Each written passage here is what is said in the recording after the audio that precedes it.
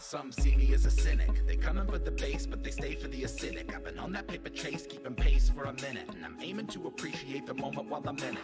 Genesis, a menace on the mic, so sinister. You might get some venom from the bites I administer. Winner from the start, superstar with the finisher. I got a decent heart, but I'm hardly a minister. A bardic apprentice, a menacing as a lamb. Worm like I'm Dennis, I don't dare to give a damn. Firm in the philosophy, I am who I am. I'm a carbon commodity, I need to be verified on the gram. Tightrope walking the id and the superego. Lifeboat liable to fire the torpedoes. Keeping to the credo, I'm free to achieve the dream, or at the very least I can release some of my steam. Alignment is just a part of the process, and lately I've been making some progress. I'm finding the defining the balance of good and evil in people is nearly an impossible conquest. Regardless, stay CG, only way I know how to be. When I combine my child with OTIC, an outlaw like I'm Robin H-double-O-D. I made it through the rubble, now they got trouble with me. So we're supposed to be sophisticated, then why is 67% of the population undereducated? Emotionally incapacitated, historically opinionated characters end up assassinated.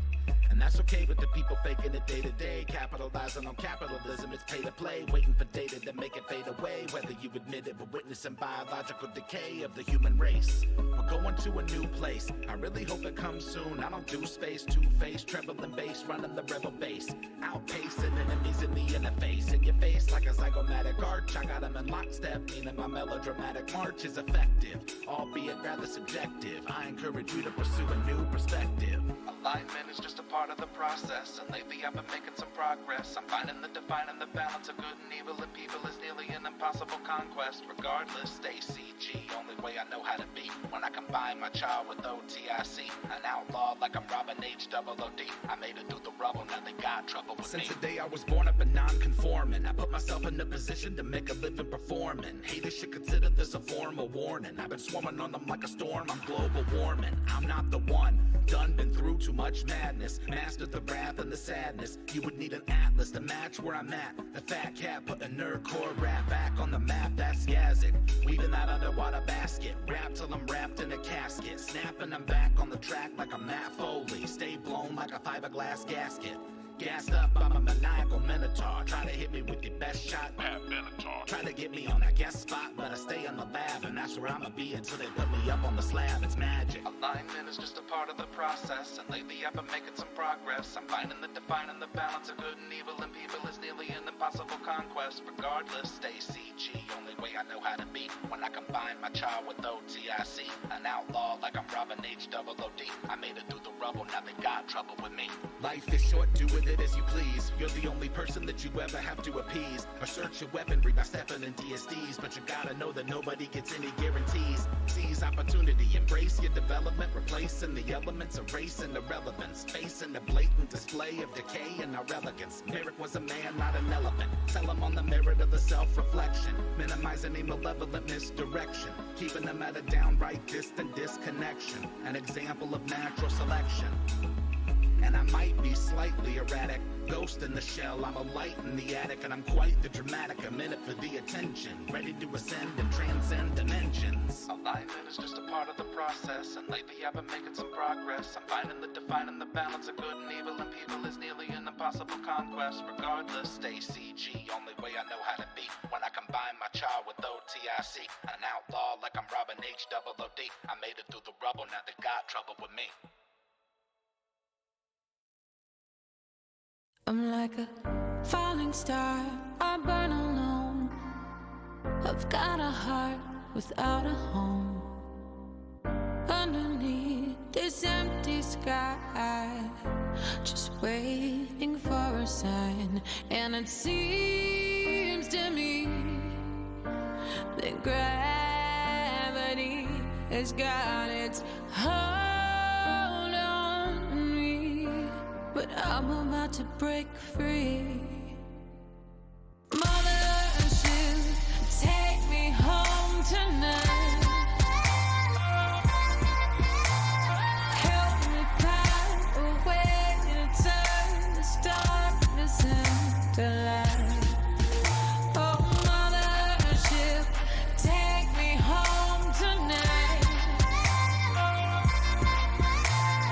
Help me find a way to turn this darkness.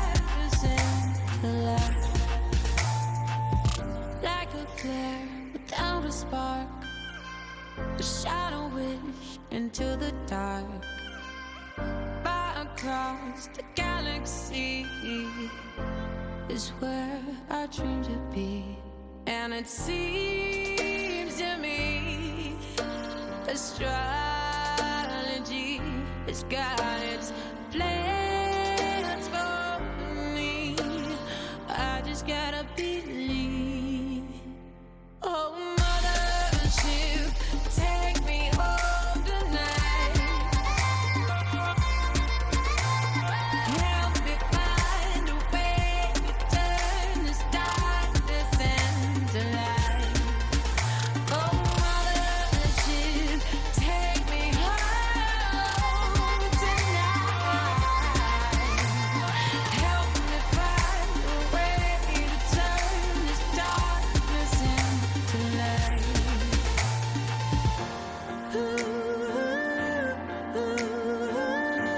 Darkness, darkness,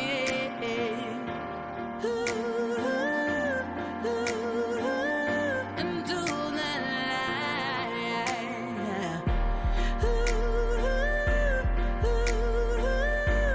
Help me, help me.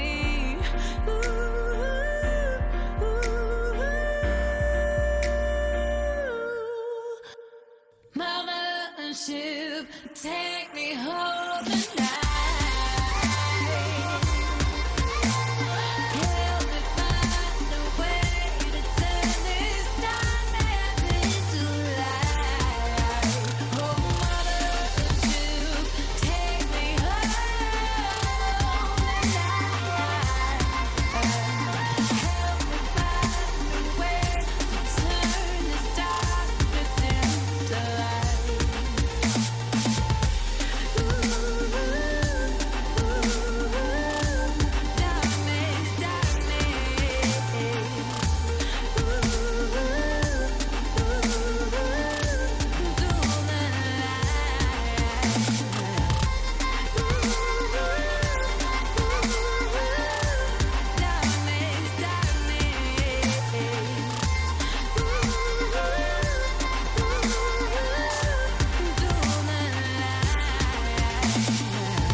Falling star, I burn alone.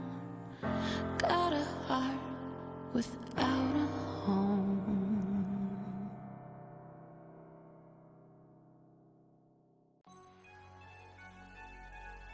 A glass cannon is a character that can put out obscene damage very quickly, but is also incredibly frail. I'm the one that gets it done in the clutch, so you know I never really gotta worry too much. I'm a glass cannon, glass cannon. You don't even want a dose of the smoke, so I'm recommending that you never try to provoke. A glass cannon, I'm a glass cannon. If your objective is blatant confrontation and you haters have greatly underestimated my station, I dominate with divination, I conquer with conjuration, I'm bonkers with evocation, I'm astonishing at abjuration, patiently waiting for my invitation to help alleviate my already unbelievable reputation. No conversation, the brains of the operation, the pain of the population contained in a concentration of a spell slot. I got 27 in the clip, missiles emitting from my fingertips like warships. That's a handgun, damn son, shooting from the hip. Only one using telekinesis to get a grip. Cantrips waiting to be cast off. Prismatic wall, make 'em all blast off. Cackling my ass off, incapacitating them with laughter. Yazzik ain't the caster you wanna go after. I'm the one that gets it done in the clutch, so you know I never really gotta worry too much. I'm a glass cannon, glass cannon. You don't even want a dose of the smoke, so I'm recommending that you never try. Warning: the following content may contain elements that are not suitable for some audiences. For your discretion is advised. Welcome back to the Bard's Playhouse Presents Tales from the Shadow Valley, Season 2, Episode 3, The Gardeners of Korvosa. Thank you so much for joining us. Let's bring in our wonderful cast. We have Eldridge as Khan the Bloody Rizzolo. Always great to be here. Ash as Queen Danny. Hi guys, I'm getting ready for a date. Shane as Umbromancer Zavid. I am tired, but hello. Abe as Sir Demirius, Saren Ray's Grief. I am tired that you're tired. And Elliot as Reese. I'm just here and I don't know, maybe go on a date. Hey. As always, I'm Lumbee Bronzearm and will be your DM for today. Last time, Lux Et Umbra leapt into battle. Crab-like aberrations and crystalline bats hatched from their meteorite prisons and began to attack the site of Dany's coronation. Doing their best to protect the gathered crowd and their friends, our heroes shouted out orders. Lord Maris, Captain Glav, and General Truebraid maintained order and safely directed the crowd away from the fight. Prince Eredril and Empress Talandia used their magics to protect escaping people. But the druids of the phasing moon, Simus, Enuma, Tifatina, and Rupert, joined in the fray, tearing one craberation to shreds and crushing several crystal bats under paw in a bestial fury. Thinking of her loved ones, Dany quickly had Arwen and Ares whisk away her fiancé and soon-to-be mother-in-law from the chaos. Zavid managed to telepathically parlay with one of the craberations in its native tongue of Aklo and made a deal. If they cease their attack, they will be fed and kept safe. The creatures agreed on the condition that the crystal bats be killed. Khan was only too happy to oblige by splitting apart two in quick succession with her magical dwarven shortsword and alchemical crossbow. Ever the dashing romantic, Rhys placed himself between Dany and danger, taking many attacks meant for the Elf Queen. With the burning power of Saren Ray within him, Demirius called down the holy light of the Dawnflower to obliterate the last of the crystal bats. As the chaos of battle waned, everyone took a breath and decided all cards needed to be put out on the table.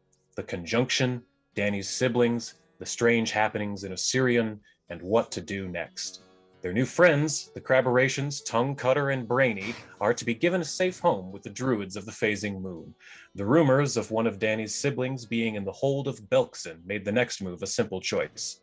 Go with Lumbee and Glaric back to Korvosa, warn Queen Cressida Croft about the conjunction, and make their way north into the Orklands.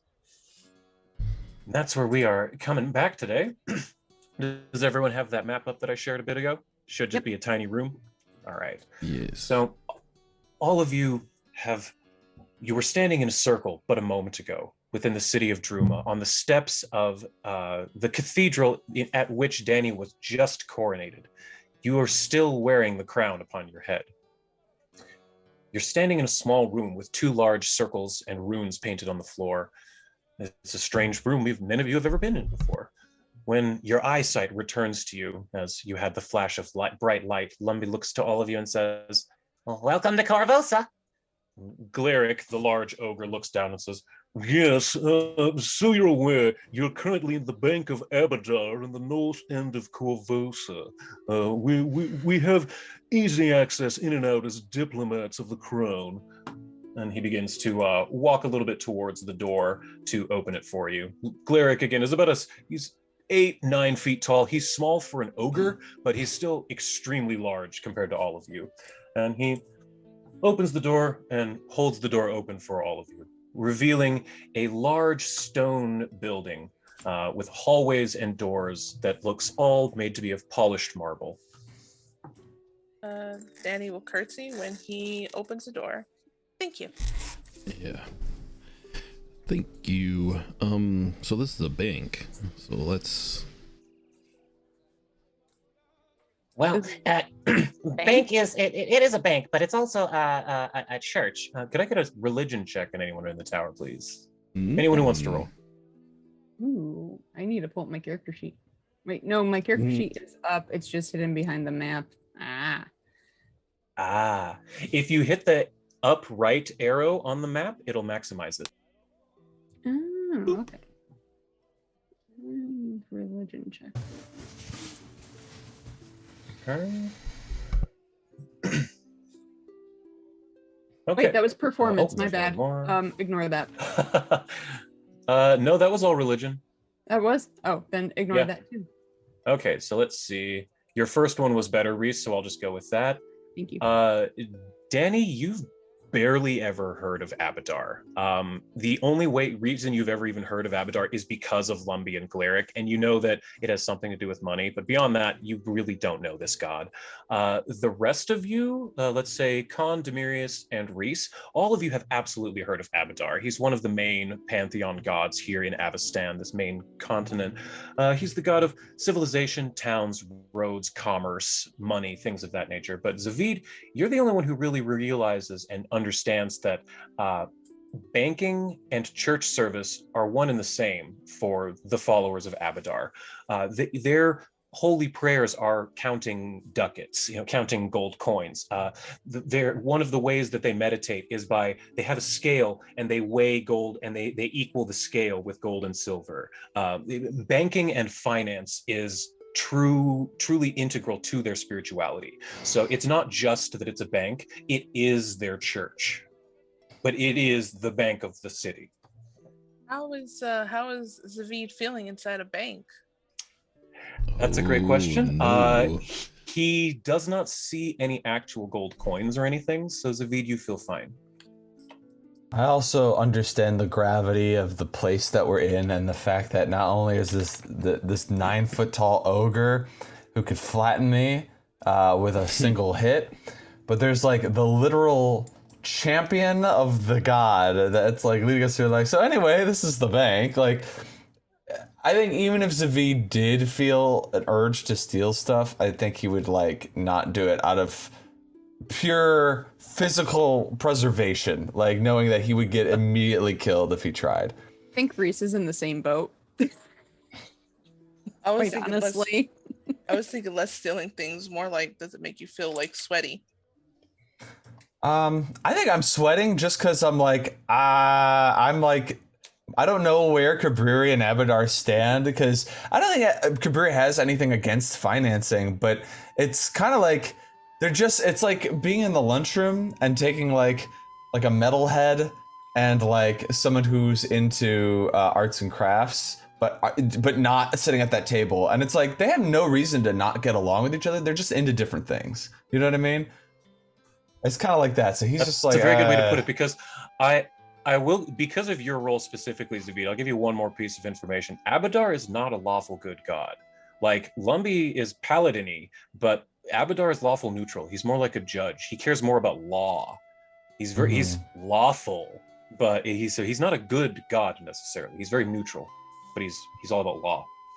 So Lumby's walking you through here, and she's telling you, Well, first we have a little bit of paperwork to take care of because we technically didn't plan to bring you through, but given the circumstances and the fact that, you're royalty, I think we can cut a little bit of the red tape on this one. So follow me. and her tiny little halfling legs, small even by halfling standards, brings you down this hallway and opens this door, showing you down to a large hallway with many pews. It looks just like any religious church, institution, temple you've been to before. On the floor is inlaid a beautiful, large golden key, which some of you recognize as being the holy symbol of Abadar. And as you walk into the room, you see a dwarf woman sitting behind a desk. She has long orange braids, and she's wearing like a copper-colored metal armor, and she has a warhammer sitting up on the desk. And she looks up from her scrolls and the piles of gold coins that she has up on there, and she says, "Oh, hi, Auditor Bronzearm. You're back a lot earlier than I thought." And Lumby just looks over and says, Hey, what's up, Dorcas? Yeah, I've got a bunch of people we need to get the paperwork done for. Everybody, this is Superintendent Dorcas Walnut. She takes care of the day-to-day here at the Bank of Abadar for me. Dorcas, this is Lux Et Umbra. And she points to each of you in turn and is kind of sort of getting you to try and introduce yourselves to Dorcas here. Annie. Hello, nice to meet you, Demirius. Zavid. All right, and you too. And she looks over at I'm Khan, but I'm not going to steal anything from the bank. You don't need to worry. Wait, That's a weird thing to say, but Yeah, thank you. I'm glad to hear that. I'm I Reese. don't think that was necessary. Nice to meet you. Great. And as you're all talking, Dorcas is furiously scribbling on several pieces of parchment with a fine quill pen. Okay, we've got 5. Where are y'all coming from? And she looks up and Lumby says, "Well, we've got them from Druma." And so Lumby walks over to Dorcas with at the desk and begins furiously filling out paperwork with her. And from behind, you hear the voice of Glaric. He says, "You may want to give her a moment. Lumby's not the brightest crayon in the box, but she has a way with paperwork, so she'll take care of it. Please, we'll take care of that later. Make yourselves at home. Are any of you peckish?" Do we have to pay you for the food? No. It's all tax deductible, you see. Business expenses if I bring out the cheese platter while I have guests. All right, then yes, I'm peckish. Fantastic, Right. because I don't know about you, but I hear a bottle of Pinot Noir calling my name. And Glaric walks out of the room and tromp. You hear his deep footsteps on the stone as he walks down the stairs. I would like to pull Lumby to the side real quick if I can. Sure. Yes. What is it, Danny's? Do you know, like, is there any gardens in this area? You're asking if there's a garden? You're asking the gardener of Korvosa? Yeah. There's a garden here.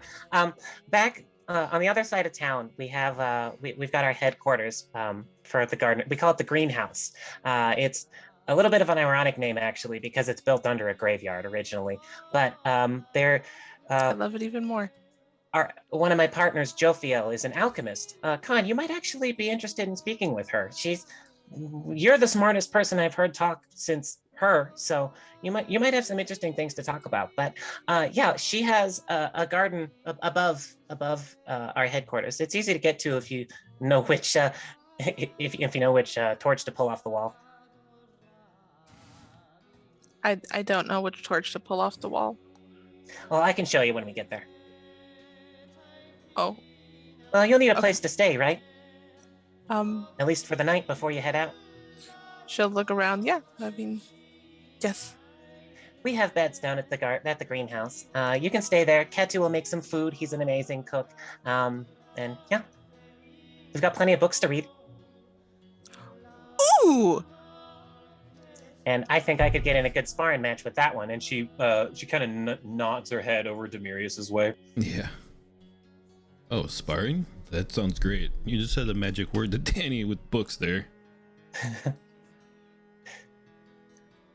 It's not the But, only yeah. magic word. I mean, I like lots of stuff, Demirius. Yeah, but that's like your thing. I mean, yeah, I have read over 13,000 books. I guess so. Yeah, I've maybe read like 13,000. 5. Oh, yeah, it's a quite a large number. 13,483 to be exact. Lumby her eyes go wide. She can barely fathom that number of books. Like, Lumby's good with numbers, but reading, not so much. Ooh, is there a library here too? Well, we have a small one at the headquarters. There is a library here in town. It's over near the castle. Cool. We could potentially get there after talking with Cressy. Queen Cressida Croft. Oh, there's a queen. Oh, we're talking to a queen. Oh, cool. Yo, we're talking to a queen. Love queens. Queens. Yeah, it's a good time. Well, you shouldn't have to be too worried about it. I basically speak for Korvosa outside of the city walls, so we tend to get along well. So I think you'll be fine. And between all of us, if it weren't for the gardeners, she wouldn't be on the throne today. Cool. Okay. And Danny is going to wander off and start making a picnic basket. Okay, you do go. You manage to go downstairs, and there is kind of a. You are able to follow Glaric because he's not a very quiet person. He's an ogre. He's easy to find, is what I'm saying. You're able to find him, and he's sort of in an employee lounge off to the side on the first floor, and he's pouring some wine. But he's got, he's an ogre, so he's got this really small bottle of wine, and he's holding tiny little wine glasses, and he's pouring for everybody. But you notice that the mechanical things that he's got attached to his arms, attached to his fingers, seem to give him an extremely tight dexterity, which is how he's able to like pick up a human-sized or even a halfling-sized like wine glass and pour wine into these tiny little things. It gives him extreme dexterity. But you walk up behind him, and that's what he's doing. You see him actively pouring tiny wine. Tiny one. Appreciate that. Like, we could have gave you a hand too, but whatever you got on your hand's pretty interesting. Oh, this thing? Well, it's a funny contraption.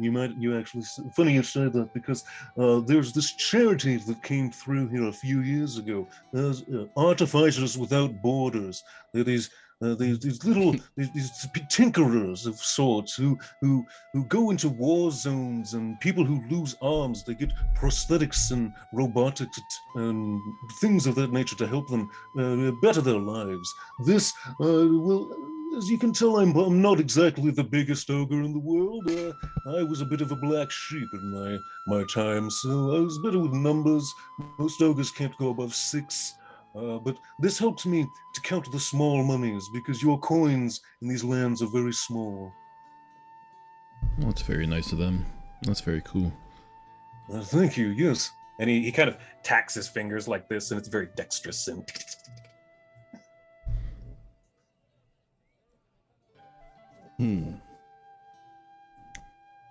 So right now we're just waiting on paperwork to be done and just enjoying a... Yes, and he's bringing a bunch of wine back up to the floor with all of you. Was able to get some sandwiches made with Danny to make a little bit of a picnic basket. Coming back up to that floor, you eventually see that Lumby's over with Dorcas, and they finally walk over with a stack of paperwork almost as tall as Lumby. She's holding it like this in front of her. You can barely just see her feet under this pile of papers. And she says, Well, I think we're good to go. Just need to drop this off on the bottom floor. Oh. Rally ho. All right. So she leads you to the bottom floor, which I can just do this, and brings it. Yes, and then brings it to one of the tellers here at the sides. Makes a couple of notes, passes her a couple of coins, and says, "Well, we're good to go. At this point, we can either head back to the greenhouse to let you guys rest, or if you need to do some shopping, the night is ours." Interesting. I've never actually been here before, so I don't know what everybody else thinks. I don't know, should we explore a bit, or? Yeah, let's do it. The world will end at a specific time. We have time until then, so let's go shopping. Yeah, I suppose if you put it that way. That's fair. Okay, so Lumby says, "All right, well, if we go over here," and she just kind of shows you on the wall near one of the tellers, there's a large map of a city. Ooh. Yes, and I actually have a version with a legend, so if there's something specific you want to do, I have a lot of information about this city. I don't have a ton of maps in this city, but I have a ton of information about it. So let me find that. Korvosa, yes. So we're here. And she is pointing to this map, and she kind of has to do this thing where she jumps really high and slaps it like tick on the wall, and then falls back to the ground because Lumby's only about 2'5". But she points out that the Bank of Abadar is right there, up in the northeastern lobe of the city. And she points out that the greenhouse where the gardeners live is way down there at the south. So there's a pretty big chunk of city between where you're currently at and where you'll be sleeping tonight, if you choose to sleep there. But there's a lot of city you can see. The castle where the queen is the really obvious pyramid-shaped thing there in the center. And there's a large river that flows through the city of Korvosa. which has a lot of boat traffic, merchant traffic, and fisher people. But you step out of, but yeah, she shows you this map. And says, we have just about anything you could want. This is the capital city of the area. All right. I'm gonna look to Khan real quick. Khan, do you also do like healing potions? As in stuff that I can make? Yeah. That's a good question, Danny. Why don't I open up my character sheet? I don't think technically because you have poisoner, but Yeah. we've got that. But I'm willing to let you learn. Basically, is what I'm saying. Because I don't think you can. I 'Cause do you aren't have a tech- recipe for healing potion minor. Oh. Wait, so to make healing potions, getting into some of the crunchiness of 2E, Let's do it. I believe Khan has magical crafting. Yeah, I think Yeah. that's And the ability that gave it to me. yeah. So Mhm. so do you need like alchemist crafting? Is that like another? No, I guess not. I guess not. I'm fine with it. Yeah, if you can like study and learn how to make more. Okay, you just need recipes then. Yeah. Yeah, I would say yeah. You just need a recipe. You need to learn. Yeah. And since you're not an alchemist TM, you don't get the like quick bomber and all that kind of feats and stuff. But I would say if you get the recipe, you can make it. Khan is absolutely smart enough. Well, you see, Danny, most of the time it's never clearly come up. Most of the time, you and Zavid can handle healing other people in battle. I mean, I'm just better at throwing things that hurt people, not heal. I relate completely. Well, Yes, I'm okay at but- throwing. I'm better at stabbing. But we could also sell that because it is not a common skill, I believe. Zavid, why it has to be money? Hey, look where we're at. When in Korvosa, do as the Korvosans do. That's what I say. I would just, one thing to point out, Zavid, is if you decide to sell things in the city, you need to pay your taxes. Tax fraud is looked at worse than murder in this city. Even murderers pay taxes. Don't avoid taxes in this city. Okay. That's my advice to all of you. I whisper, Pay your like, taxes. We're gonna find a black market, all right? Yeah, but We're you gonna can fence see them. you can see almost fear in Lumby's eyes as she's telling you guys to pay your taxes. Oh, so you read about that story about Al Shimon? Yeah, I did too. He got caught on his taxes. Yeah, he got pulled in front of the king. He was flogged in the center. I mean, those were the dark times before Queen Iliosa took over. But I mean, yeah, you always want to pay your taxes in Korvosa. It's one of those, don't start a land war in the Mammoth Lord lands, and don't do tax fraud in Korvosa. The two great advices. Well then, I have some plans this evening. What are you guys gonna do? I don't know. I mean, I guess we could just check out the town a little bit before we rest. I don't have any specific plans. Honestly, if we could find a spa, that would be lovely. I did enjoy that when we went the last time. I think there's a spa or two in town. Well, let me see here if I can find one that I remember about. Yeah, I think I remember seeing one somewhere in the central part of town in that district. If you want, I can call you a cab. We have pretty good public transportation here, and it's all tax deductible. That would be very nice. I really can't do an accent today. I'm just tired, I guess. All good. Your The voice city is lovely is no matter sapping what. it away. Oh no. You start talking like a Californian, like, what's going on? What's happening?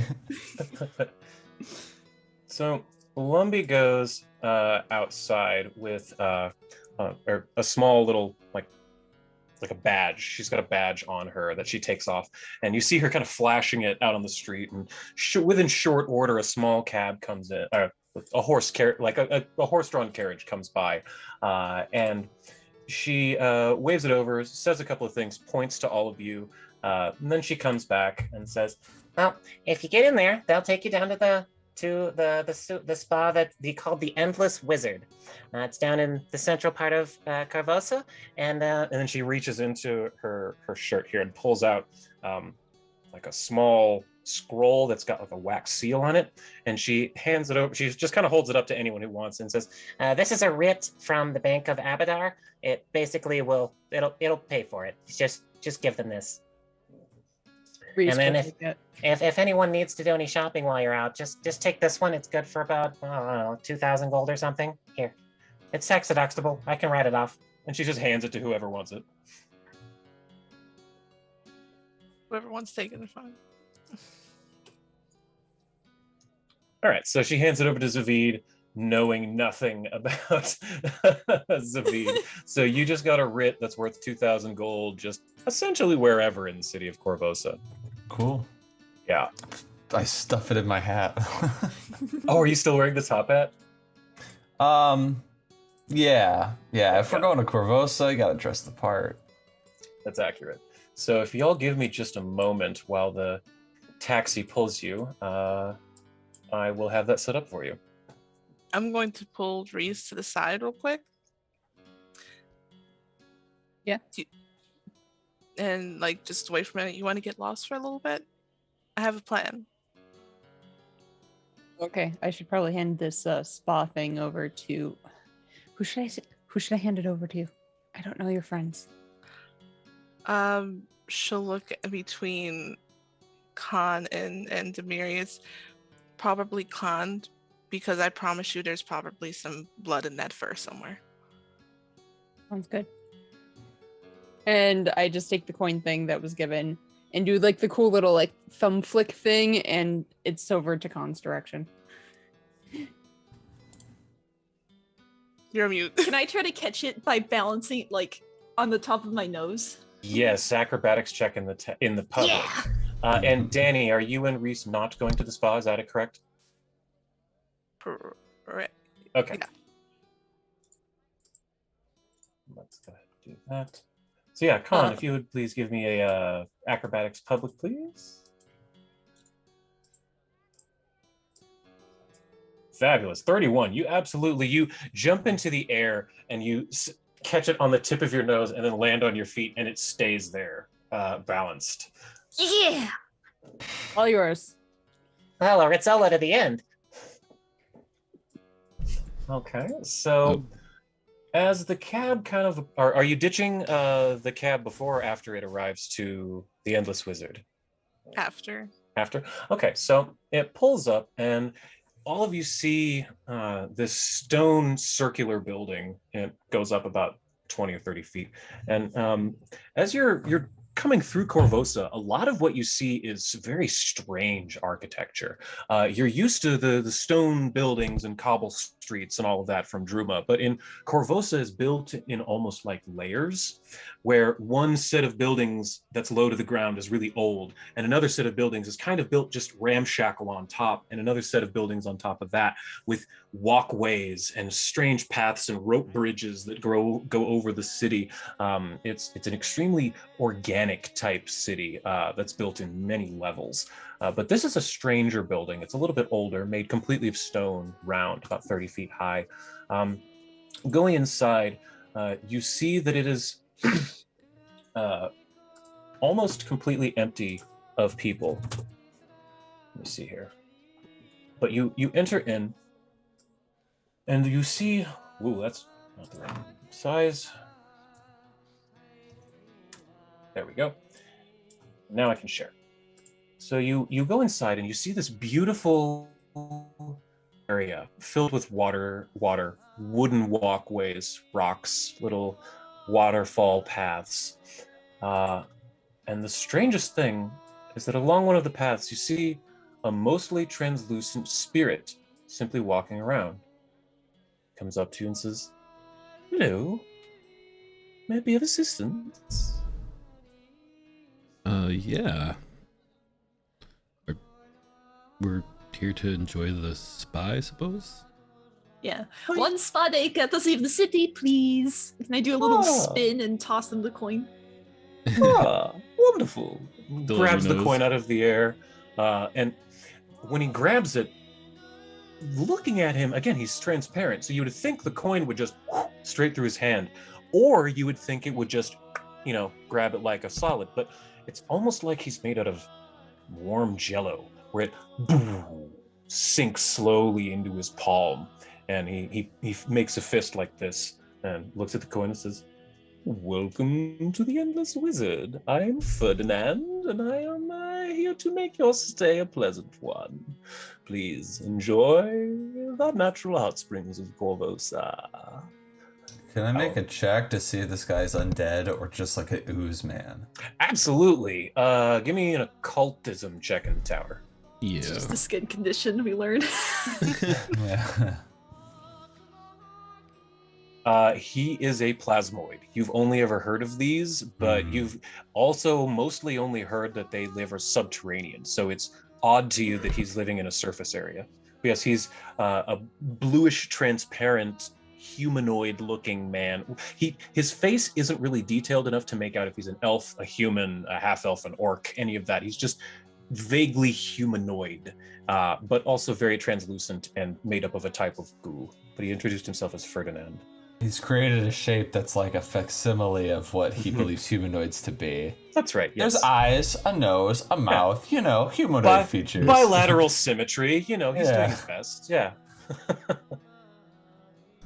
All right, cool. All right, let's do it. Where's the... Go hit up the undressing area and then hit up the nice warm spot here. I don't know which door is which. This is me in real life too, just like, I don't know where to go. All of you are the only ones today. Take any room you would like. The changing rooms are there to your right, sir. Fresh towels for all. Do you have any special services you offer? We do have massage with mineral oils. That sounds fantastic. Yes. Well, we will be right on it. And he whisks away and kind of goes into this pool, takes a step, and melds into the pool and kind of disappears from your sight. Actually, I don't know if I want a massage from a jelly man. I don't know, it might be cool.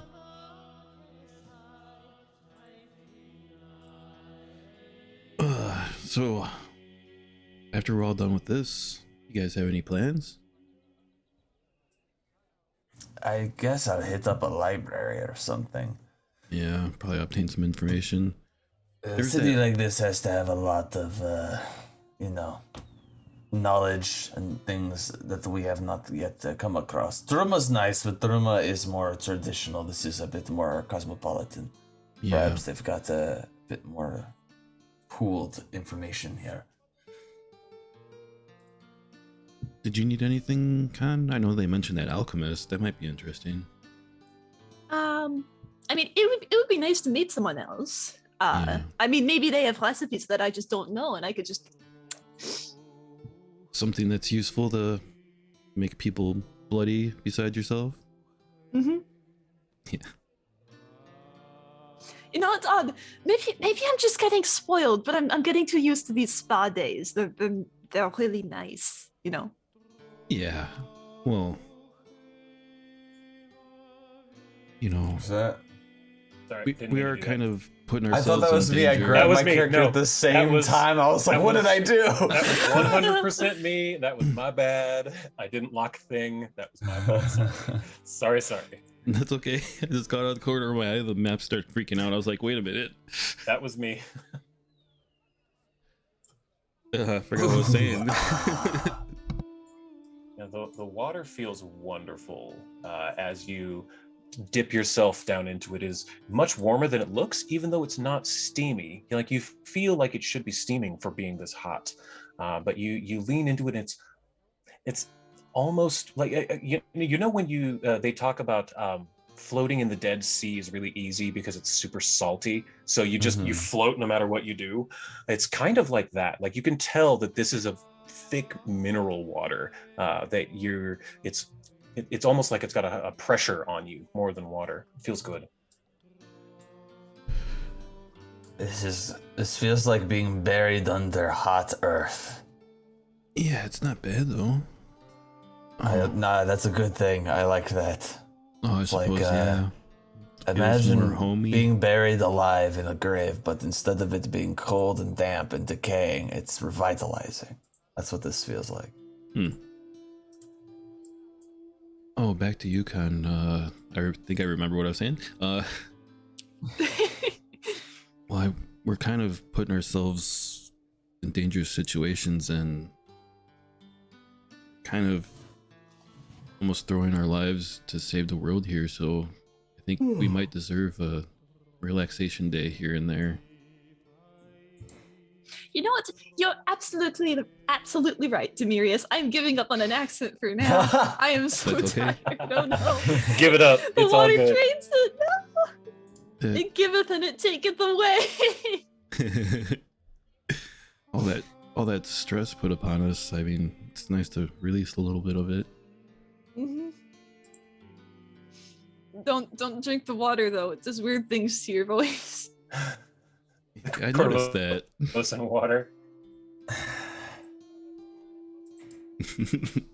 We don't have perhaps many of these days left if we fail, so try to enjoy them while you can. Yeah. And then Demirius, because he goes into the water with just his eyes like here, and his hair is like kind of splayed out over the top. It's like blowing bubbles as he's relaxing.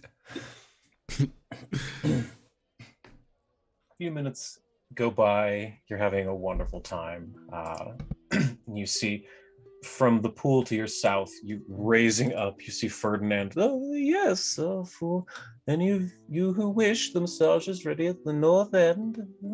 Just go to there when you at your leisure. He goes back into the pool to give you all your privacy again. All right. I start to freak out because that is not the pool that he went into before, which means that he can come out of any of these pools. Good catch. I'm immediately out of here. He's gonna appear out of ours. I think I'm fine now. Yeah, it was strange. Yeah, I'm gonna get my clothes to get out of here. You're not getting massages. There's nothing to massage here. I'm made of putty. It's not gonna do me any good. I think you should get the massage, Demirius, because you're always swinging that big ass glaive around. Yeah. Well, You just you knocked go to that out quick, yeah. the north end, and the room is open. There's a single bed in there, and you hear coming from the stairs there to your west. You see a small, like, translucent, spirity looking cat walk down, and it looks at you and goes, meow. And it looks at the massage table. My God, is it gonna make biscuits? Uh-huh. The cat made biscuits. Thank you.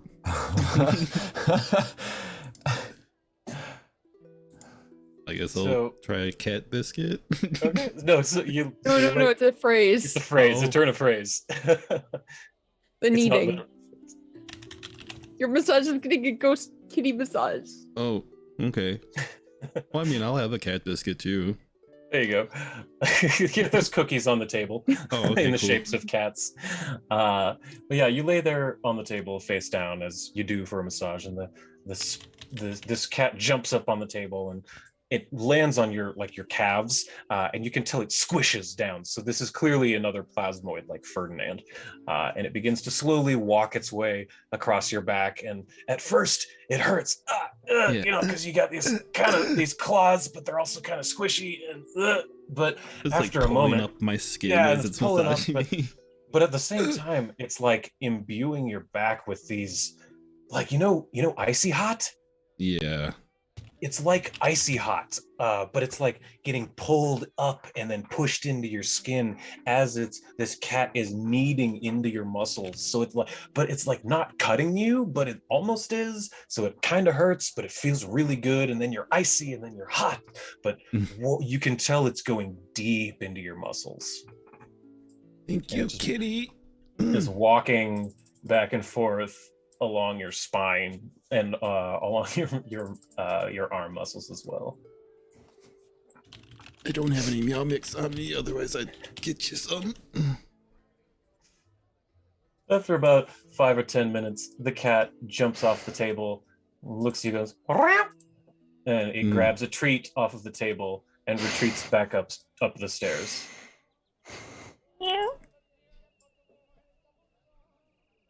Thank you, kitty. Got like acupuncture and icy hot. Yeah. Oh, that was weird. And then coming from down the stairs, you see Ferdinand walking, and he reaches the landing and says, "I hope all of you have had an enjoyable time at the Endless Wizard. Please come again someday." Of course. That was interesting to say the least. Korvosa thanks you for your business. And he walks over to you, and he hands you a large receipt. It's about this long. It's not a bill. Everything's paid for, but he gives you a very large receipt. All right. I'll take it just to see what's What is written on on this? it. Yeah, What are all why the is it so services? large? It I mean, is- it's 2 things. It's extremely itemized, down to the smallest thing. The time each of you spent in the pools was timed. It takes the amount per centiliter of massage oil that was done. Any water you drank was accounted for. Any food you ate everything is accounted for. But again, it was all paid for. You don't owe anything. But You charged for the greeting and the farewell? Kind of like Vegas. town. If you look at the Okay. fine print, it's actually per word, and it's extra if I call you sir. Let's stop talking to him because he's gonna let's add get the extra heck outta charges. here. Let's go. I'm not even gonna say goodbye because we'll get charged for that. Oh, you want the goodbye package? That'll be extra. Okay, I'm curious, Danny and Reese, where were you two heading off to? So once everyone left, Danny would turn to Reese.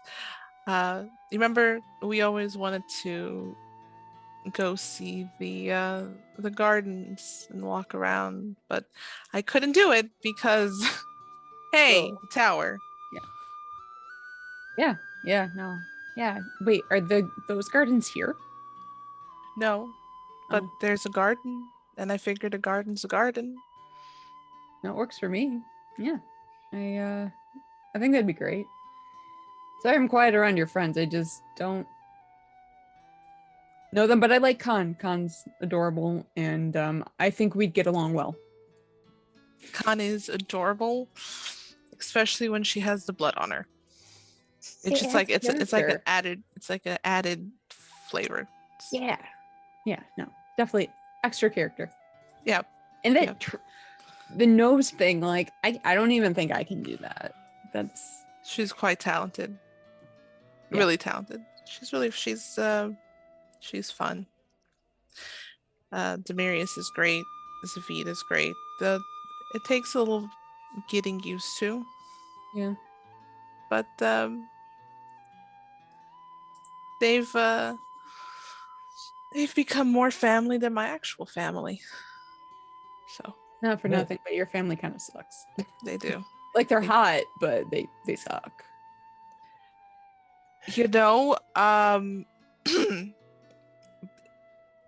it's weird, but yeah, we all have this weird eye thing where we all can just know that we are who we are. It's weird. As But you're my- talking, you are realizing you're following the directions the Lumbee gave you, and eventually you do come across some nice green hedge walls that look like they could be the entrance to a garden. And you come through, and as you're walking, it opens up into this beautiful clearing filled with dozens of plots with different types of flowers and plants growing all along them. Each one has a little placard in front of it saying what it is, but you're free to roam around here once that map loads on your end. Sorry to interrupt, but I was That just trying loaded to actually give you. I was instantly. trying to give you that. It loaded on my end, so we are good. Yeah, no. The bathhouse, on the other hand, that took a little bit. Gotcha. Yeah. So she would just be walking side by side. So tell me, where have you been? Where have your journeys taken you?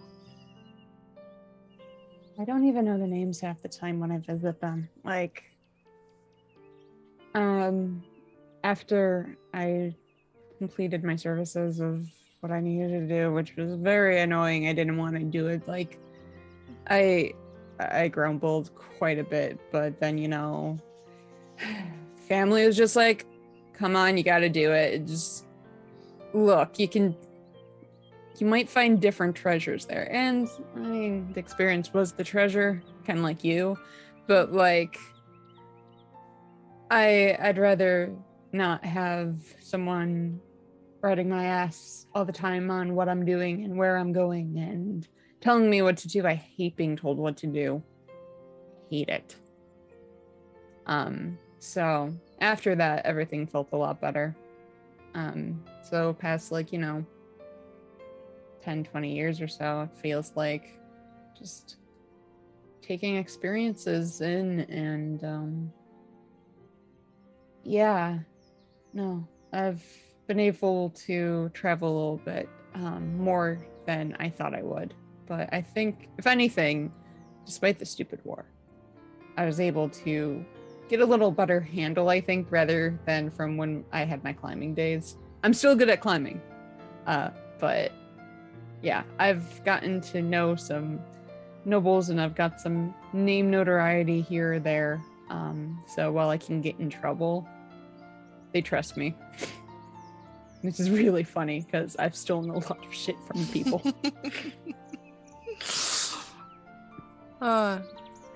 So same Reese, but different.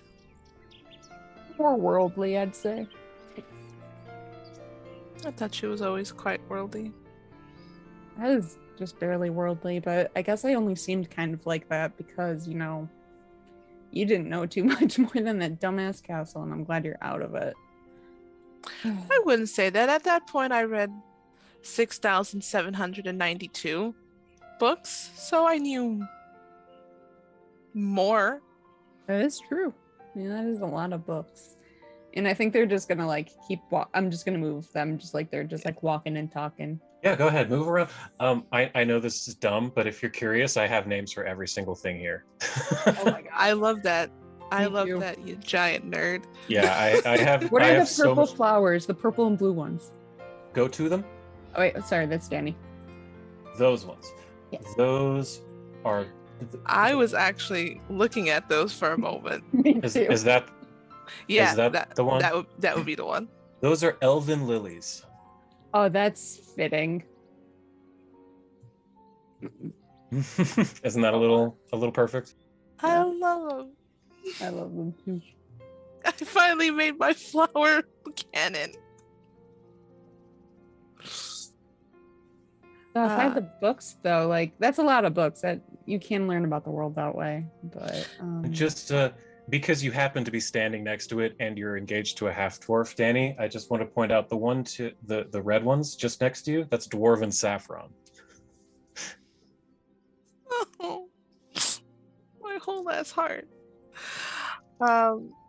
She's going to pick up a elven lily. She's gonna grab it and she's going to place it in Reese's hair.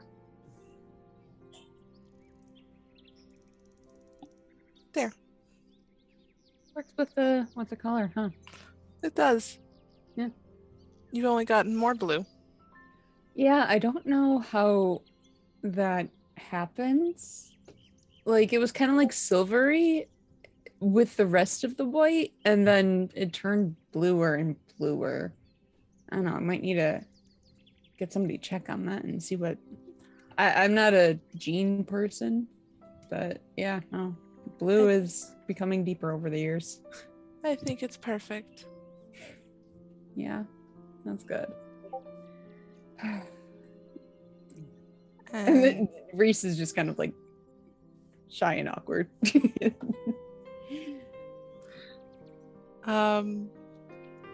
I am curious, what is this green one over here? That is. Oh, wait, I closed the thing. Sorry, 1 second. That green one is Monk's Blindweed. As we are looking around, does any of these look poisonous? Oh, yeah. Oh, yeah. This, you realize, as you're looking around, this is the garden of Jophiel, like the personal alchemist's garden of the gardeners of Korvosa. That's the directions Lumby gave you across town. So this is the garden of like Khan, but with a lot more experience at poisoning. So most of this is poisonous, yes. So would I get in trouble for plucking a few pieces?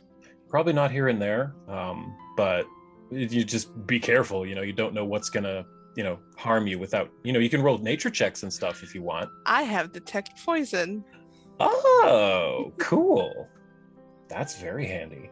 So, yeah, you would know quite a few of these are poisonous. Yes. Let me double check. I want to make sure that I have that correct. 'Cause I'm 90% sure that I took it. Sounds like a spell you'd take. What? I might be thinking of my... Well, actually, if it's okay with you, that would be something that I would take. Yeah, because... sure. Like one of your swapped out ones? Yeah. Okay. Because it's a cantrip, I believe, right? No, detect poison is like a 4th level spell. What? Yeah, it's really high level. I'm thinking of Pathfinder 1st edition. Must be. That's it. Okay. Then Gotcha. no, I will take that back. Okay, you can roll nature checks to know if these are poisonous then. I will do that. So give me one in the tower then. I got character sheets mixed up. I'm sorry. No problem.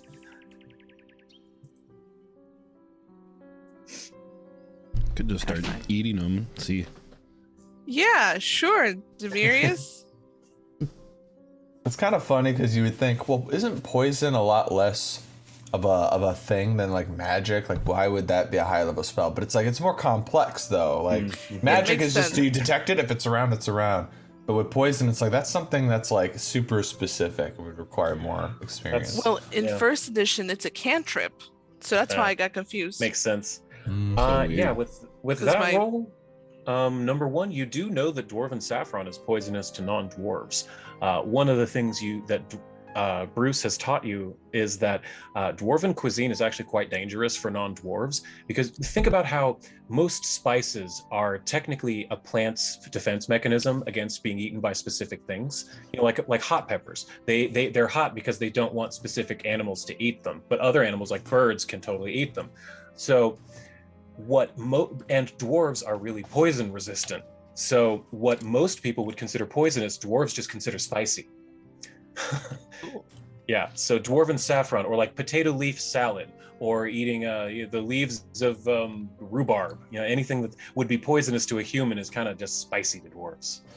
This is a vindication for Zavid. Spicy is poison.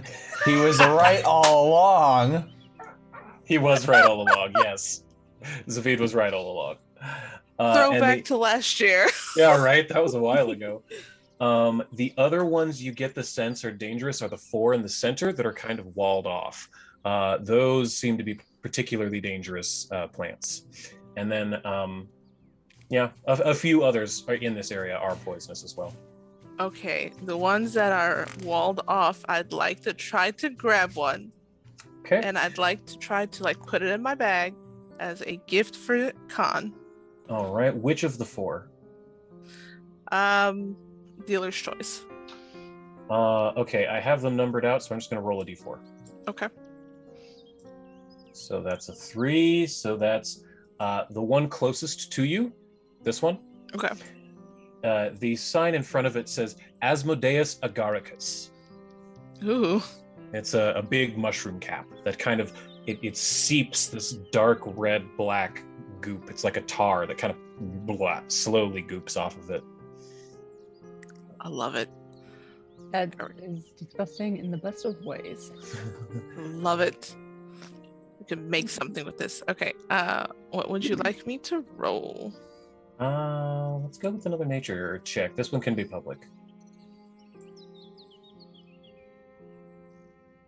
Elliot, you had no idea how much I wanted to say, can I rouse nature? And I'm like, no, that's the wrong thing. Wrong system. Okay. That's not scary at all. Okay. Oh, that's that's not not horrible. That's not terrible. That's not terrible. Okay, so you're able to kind of work. You've got like a little blade that you carry in your boots, and you're kind of working under it to get deep down under the, not the roots because per se, but I'm not sure what the proper word for a mushroom under the ground part is, but the deep parts, and you're kind of levering it up, and I'm just gonna move you up there real quick. Boop. And as you're doing that, you hear this small voice from over your shoulder that says, "You may want to put that in a glass vial, otherwise it'll eat through your hand." And I pull out a glass vial and I shove it inside the thing immediately. And realizing that there's a voice behind you, you look back and you see a gnome girl with really white hair and long pointy eyebrows, just kind of looking over you with a very blank expression on her face, and she says, "You know you should be careful with those, right?" Yes, of course. My friend is an alchemicalist.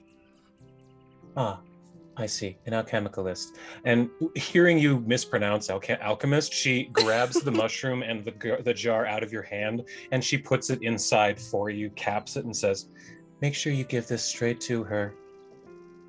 I will. My name is Jophiel, by the way. What brings you to my garden?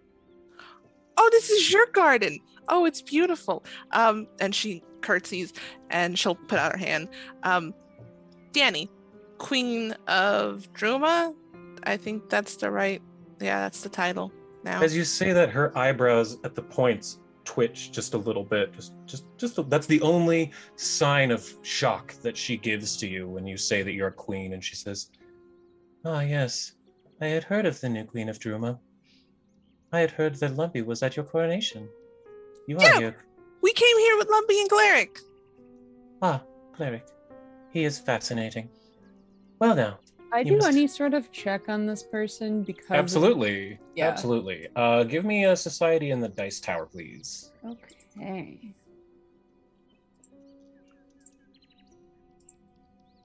You know who this is. You've heard of her via her deeds and through in this world, and I don't mean like the class, bards exist, like people who travel around and sing tales and legends of adventurers. You've heard of this person. This is Jophiel of the Gardeners of Korvosa. She is the one who cured the Blood Veil plague that was taking over the town a few years back. Almost the entire city of Korvosa was awash in this horrendous. It was a blood plague that caused people to welt up in blood boils, and it killed thousands and thousands in the streets. But she is the alchemist who discovered the cure. So with Reese knowing that, and when she says her name, their eyes go wide, wait, pardon my queen, she's a little new. I'm a huge fan of your work. You've done so much for everybody. My name's Reese, by the way. Charmed, I'm sure. And she reaches up to shake your hand, and and with that society check, I'm also going to roll something else over for you, Reese. You realize that this gnome is a bleachling. Before in Druma, when you saw, I think it was Zavid who was looking at Pembroke Wessel, and he wasn't sure if it was a bleachling or just an old Svirfniblin. There is no doubt in your mind that this is a bleachling gnome. She has clearly been undergoing something where gnomes need constant entertainment and adventure in their lives. Otherwise, they just kind of they literally die of boredom. And this is happening to this gnome. She's losing her color.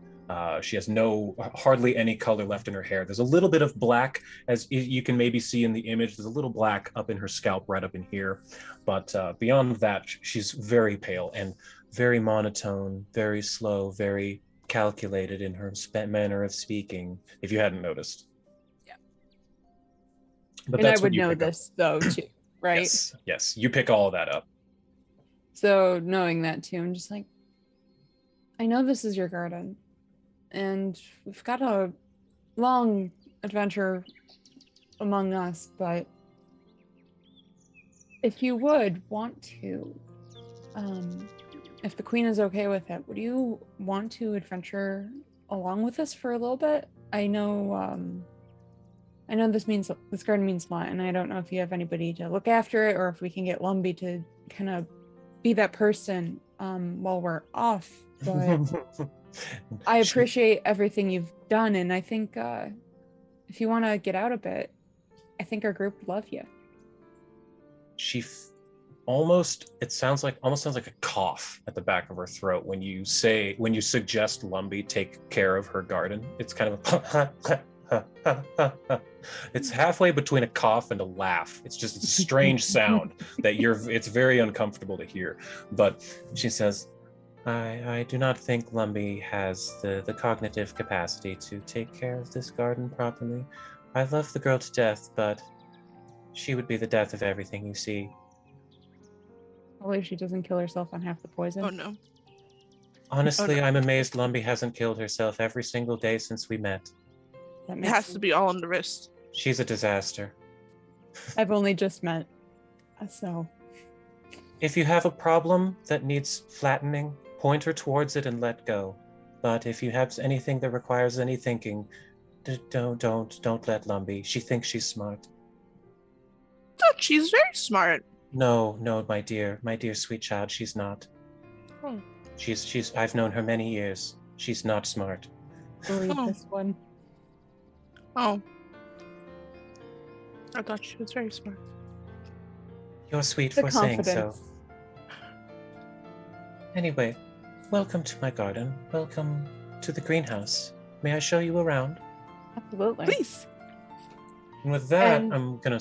Oh yeah, huh? You got something? And also, while she is showing us around, I will like whisper into Danny's ear, just like in simple terms of what she's actually done and why she's so important. Just be like, this is the person who pretty much saved this area with their skills. Ooh, I read a story about that recently, actually. One of the finer bards actually wrote a whole tale about them. For lack of a better term, she's fantasy Dr. Fauci. Mm-hmm. Like that's the closest I can get you. She's Dr. Fauci. Showing us the Oh. ouchies. Yeah, right. So she walks all of you both into this small little house here, and it's just a really meager workshop for what's the word? Groundskeepers. So the people who aren't Jophiel, who kind of work around here and keep the hedges nice and trim. And she shows you around and walks over to where the fireplace is, and she says, "Now I'll show you the rest. If you are here with Lumbee, then clearly she was having you stay here." And she pulls a torch off one of the sconces and moves to the other side of the fireplace and places it in another sconce, and the fireplace moves aside. And that's where we're going to swap over to the other group for a minute. Ooh. So, what were all of you doing after your spa moment? Well, I would have liked to get something to eat and walk about the sort of fun shopping center of this city, and then maybe, after kind of getting that out of our system, finding a place of higher learning.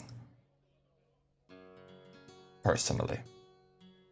yeah, see if there's anything specific to the town, any culinary specialties. enjoy. If a pretzel stand at the mall. Ooh. We can run. Pretzels!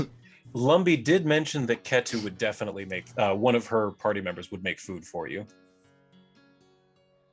If you were hungry, if you were interested That's in eating. true. I forgot about that. Let's grab a snack, a delicacy of some kind, something we could walk and eat Have with. any of us noticed that Danny and Reese are not with us? I'm focused on pretzels at the mall. Some orange Julius. Oh, I haven't had a man. mall pretzel in years. That I'm sounds so actually good. like, oh, that sounds really good right now. And those those cinnamon coated almonds or whatever, you can smell them like through the mall. Ooh. That Dippin' sounds so Dots? Do they got Dippin' Dots here? Ice cream of the future from like 20 years ago? I love that. I love that. I have a great little map thing that's just a stupid visual. So if you give me 30 more seconds, I got you. The Korvosa Mall. It's like mall. Try yes. Korvosa's Dippin' Dots. Ice cream of the future. All right, almost. So you're walking around outside of the spa in the basically the direction of where Lumbee told you to go, and this is like you said, it's a large metropolitan city, so it's easy. It's got everything. And as you're walking down, you see that there's several carts with horses at the front, and they're kind of covered wagons at the back. And as you approach them, you get scents of food, the smells coming off of this thing. And you notice that they are food carriages. And I will place you, not you, you, and you, and then I'll change the size just a little bit.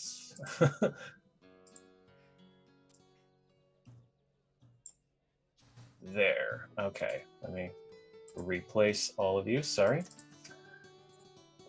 Almost ready. Okay, this is Avid, Demarius, and Khan. There we go. Drunk. There you go.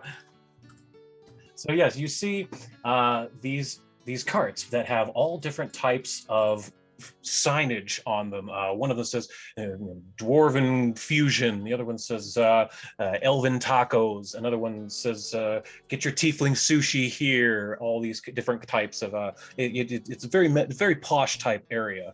Ignore the dirt roads. This is still in the middle of a huge metropolitan city. So the taco has been invented in this timeline, is what you're Just telling me. now, yes. Damn it, we're too late.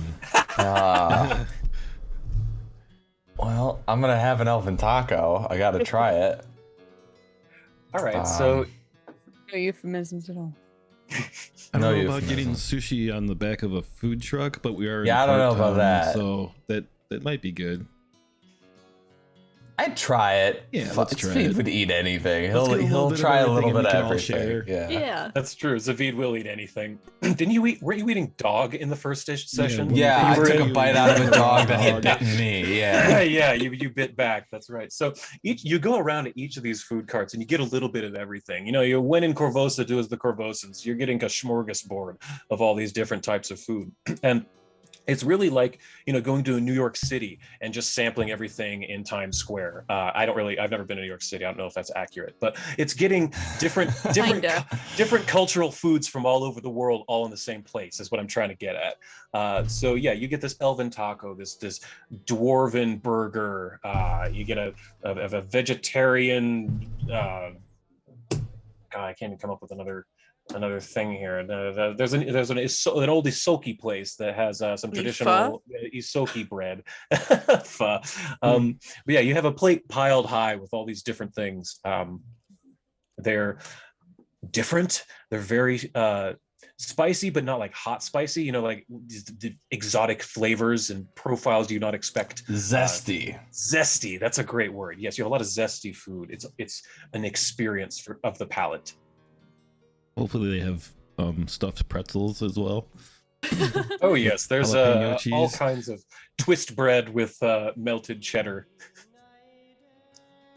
All right. They call them not bread. It is bread, but it's not bread. Haha. That's what their sign says. It is bread, but it's not bread. All right.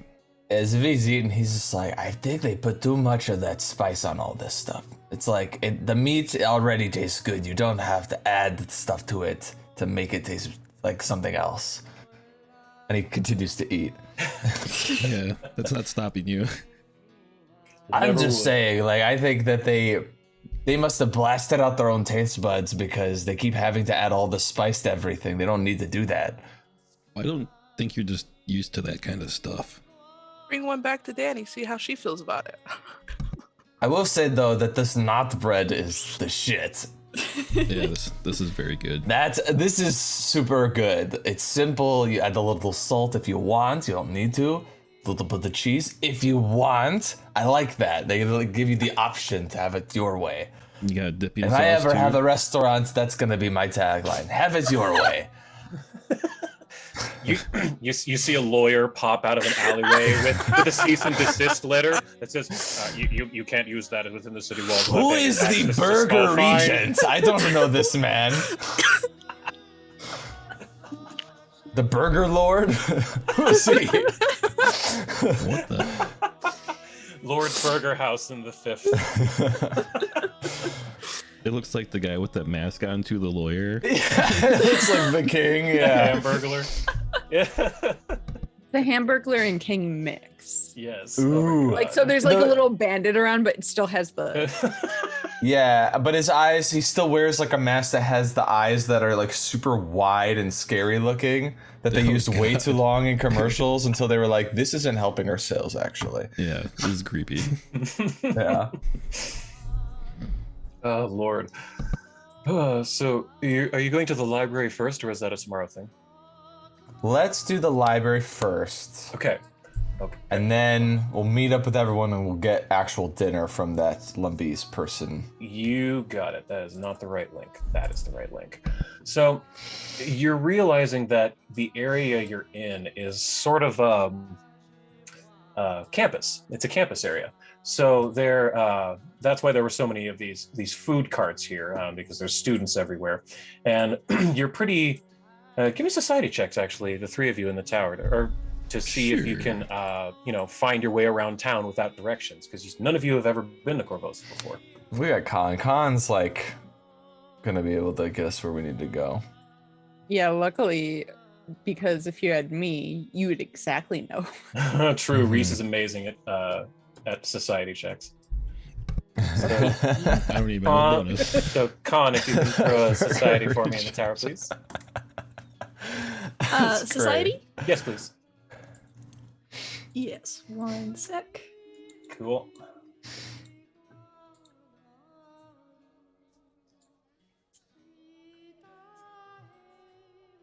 Now I gotta move maps out of the way. Oh I no. know. I know. I always have so much stuff for y'all, Yeah. and I have another one that's about to come out in a minute. Okay, so yeah, Zavid and Khan, between the two of you, asking around, you're noticing that if you ask younger people, they tend to give you better directions than the wandering business types. But they eventually do give you directions that lead you to a large stone building that is called the Library of the University of Korvosa.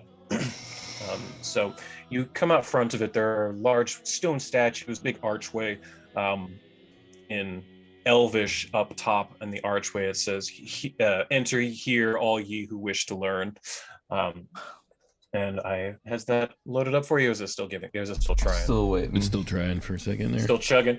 Okay, so coming through the main archway there are nice red carpets covering most of the floors. There's a big desk sitting at the front with a librarian with a tight bun at the back of her head. She's an older human woman manning the Dewey Decimal cards, looking up through the filing system. And you can see that this is a very, very large library. Quite a big repository of knowledge in this place. Because it was pointed out to you, this is the official library for the University of this city. And she looks up to you three when you walk in and says, "Hello, how can I help you today?" We would like the restricted section, please. Yes, of course. Let me please see your tenure badge. Could I produce the writ and be like, will You can this try it, do? yeah. Yeah, sure. She takes a look at it. She looks up at you. She looks down at the writ. She looks up at you. And she says, "Yes, that would do quite nicely." She rolls it up and puts it in her pocket and says, "This way, please." And she gets up immediately from her Zavit, desk. but what if we need more not bread? Oh, don't worry. The restricted section's where all the good shit is, so we're gonna get the best books. All right. So yeah, she has that popped up for you yet? Yeah, I'm that's hoping? good now. Fantastic. At So least for me. yes, after rolling the writ up and putting it inside of her robe, she immediately it's just, "Oh yes, welcome to the University of Korvosa Library. Welcome, anything you need." So yes, sir, madam, sir. And extremely polite to everything you have to say. Very, very, very welcoming. Brings you to the back area, which is all the way to the right where all those boxes are. Yes, that part. And says, "Yes, this is this is the area where tenured professors tend to come to study. Normally they have to ask for each tome, and it's pulled out, and we have to write it down one by one. And it is quite a tedious process. So I am just going to go get that paperwork started. I'm going to. Oh, silly me! I've left my key here on the table.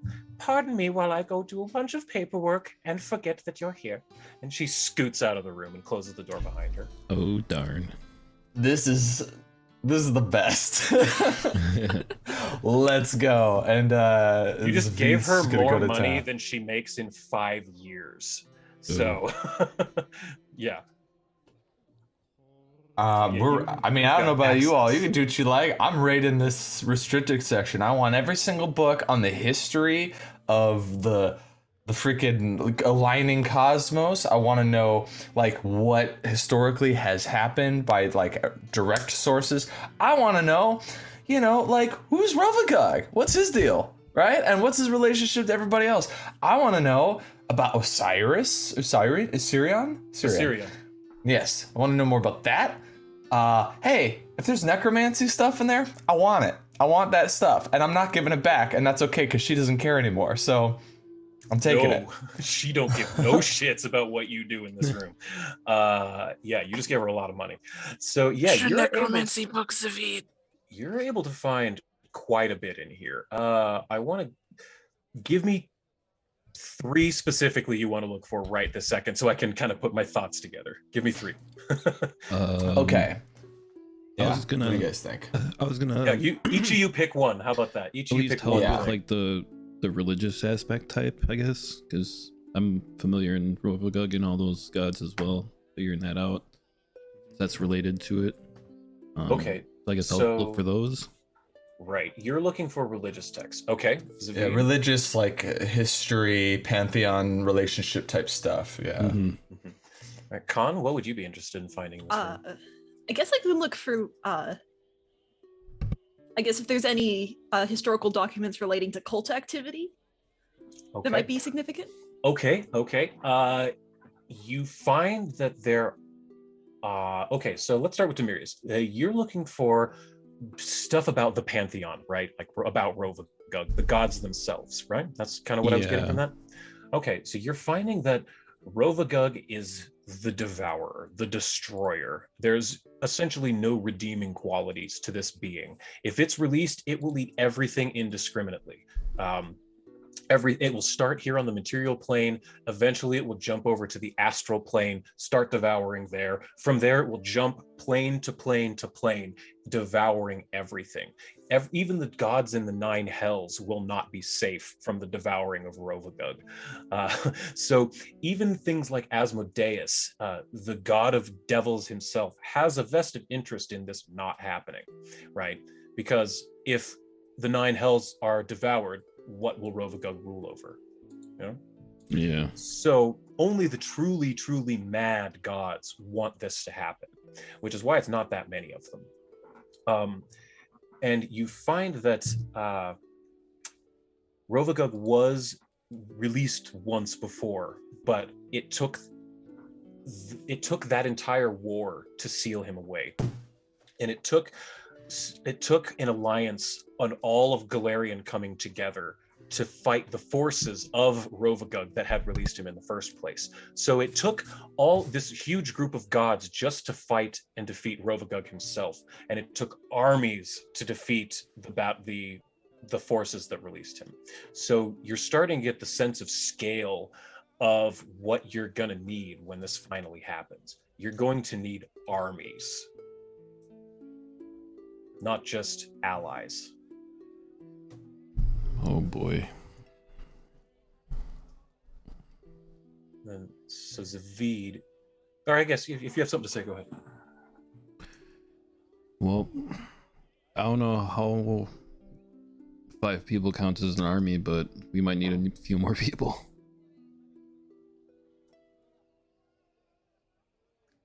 Just a few. Yeah.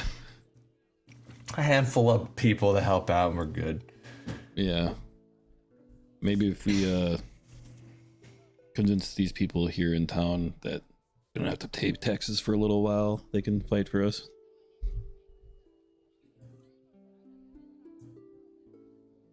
Well, I think we're going to need to appeal to a vast variety of peoples, not just the civilized folk here in Korvosa and these other cities. That's important, but the sort of disparate groups that are going to be also victimized by a lot of this and not knowing what the hell's going on. If they know beforehand that, hey, we might not have always gotten along, but we have all a vested interest in not being eaten by a rough beast, let's work together, you know?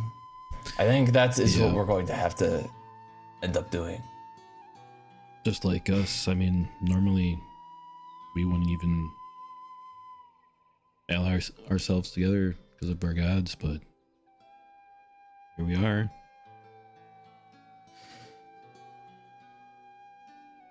Zavid, remind me again which books you were looking for at this time? Well, I think, so Khan's taking, like, it's like cult specific stuff. Like, essentially, what's the operational shit to actually release Rovagug? Like, what did they do in the past and what might they be doing now? Right? Am I clear on that? Yeah. And then in that case, I would want to be looking up, I think that would also go over into Assyrian because I think there's a lot of overlap there. So I would like to look up any necromantic lore that's here and take it away from this place. That's also part of just like my belief in Cabri, like you're supposed to secret away like the really good shit. So I'm definitely looking for that. Okay. Might be helpful. I'll start with Khan. Khan, you find that you do find reference to the last time this happened. It's kind of a flowery, sort of legendary, like Homer's Odyssey style book about the Great War, as it's been called.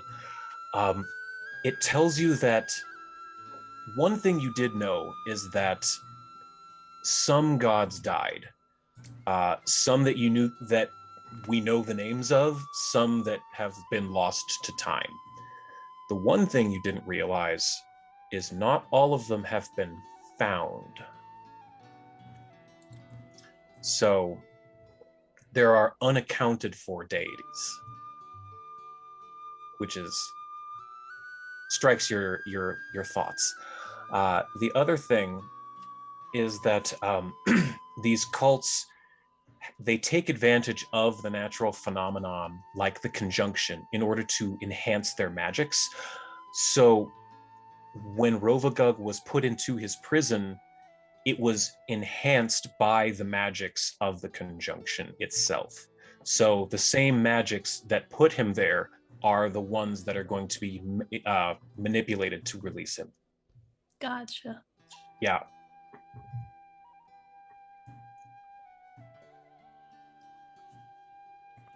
Spooky stuff. Yeah, and Zavid, looking through, they definitely have a section in necromancy back here. All wizarding schools have a hidden section on necromancy. That just goes without saying.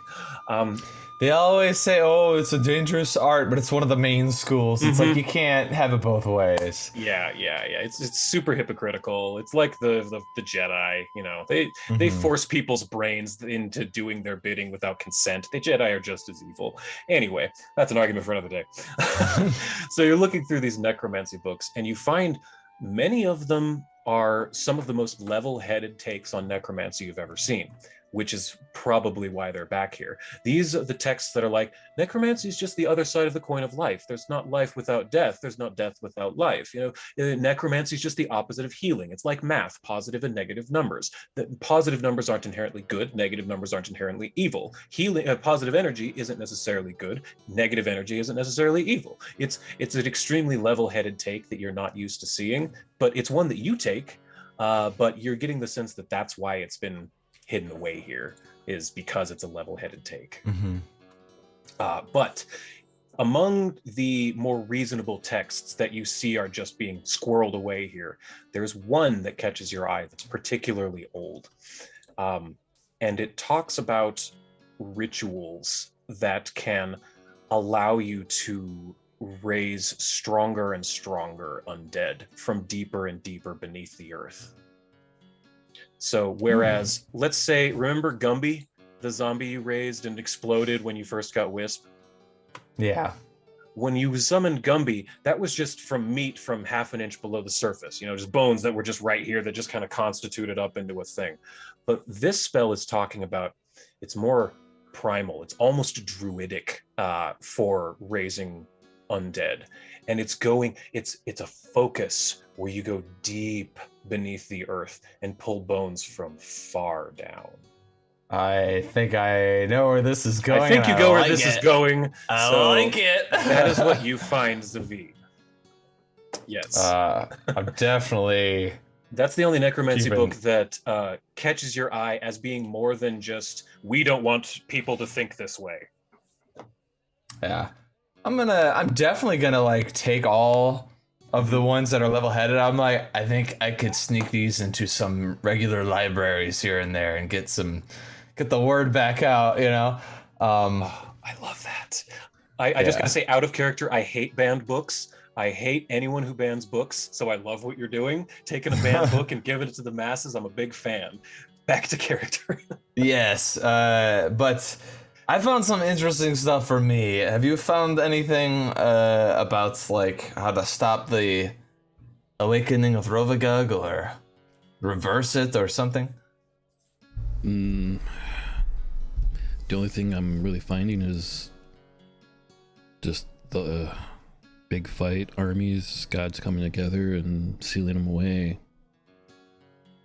And there's no real specifics on it that I found. What about what time is it, by the way, after we've done this amount of research? It's evening. It's definitely getting closer to food time. You're getting hungry. Your pretzel has been digested. Or your not bread, sorry. Your not bread has been digested. I think we need to go, but let's grab some books to research tonight. Yeah. I want to find out more about Urgathoa, Nyarlathotep, and who was the other one? It was Lamashtu. Lamashtu, Mother of Monsters, right? We need to learn more about them and what their motives are, because only an insane god would want to release Rovagug when it will devour everything, including them. Even if my god and Asmodeus, who are both very not good, Sarenrae doesn't like either of them, if both of them are like, whoa, hold on now, this is a bad idea, then we need to figure out why these other three gods think it's a good idea. Because maybe we could use that sort of logic and untwist it, you know what I mean? We could maybe talk to the cultists, yeah. That's a good idea. Kind of, with cultists, you have to argue on their level, use their own theology, because otherwise they're just be like, oh, well, you're just a good guy or whatever. You follow Iona or whoever, whatever good god. So obviously you disagree, but if you're like, no, actually your god's philosophies aren't consistent with what you think that they do, then they have to think, well, maybe we're not actually following the right path. You have to make them question themselves. Yeah. Or make them drink the Kool-Aid. Flavor Aid. It was Flavor Aid. It was Flavor Aid. Gotcha. But yeah, so Zavid's gonna just start scooping up more religious books about these gods to Yeah, kind of okay. figure out. Yeah. Yeah, you're able to gather many of the books from the restricted section in the University of Korvosa's library. You put them in your sack, and I imagine it's kind of like in a cartoon, which is comically large, it's filled with books, shook, as you're walking out the door. Mm-hmm. And you pass by the librarian, who's again doing things with the filing cards, and she sees you out of the peripheral vision on her left as you're walking by, and in her chair, she just slowly turns to the right and starts filing over here as you walk out.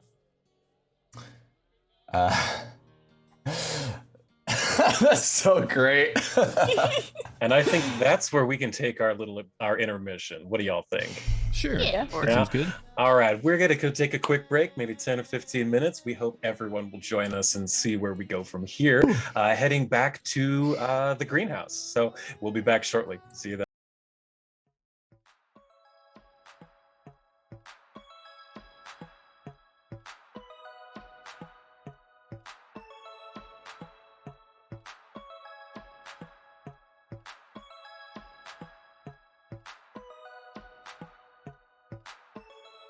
Some see me as a cynic. They come in for the base, but they stay for the acidic. I've been on that paper chase, keeping pace for a minute, and I'm aiming to appreciate the moment while I'm in it.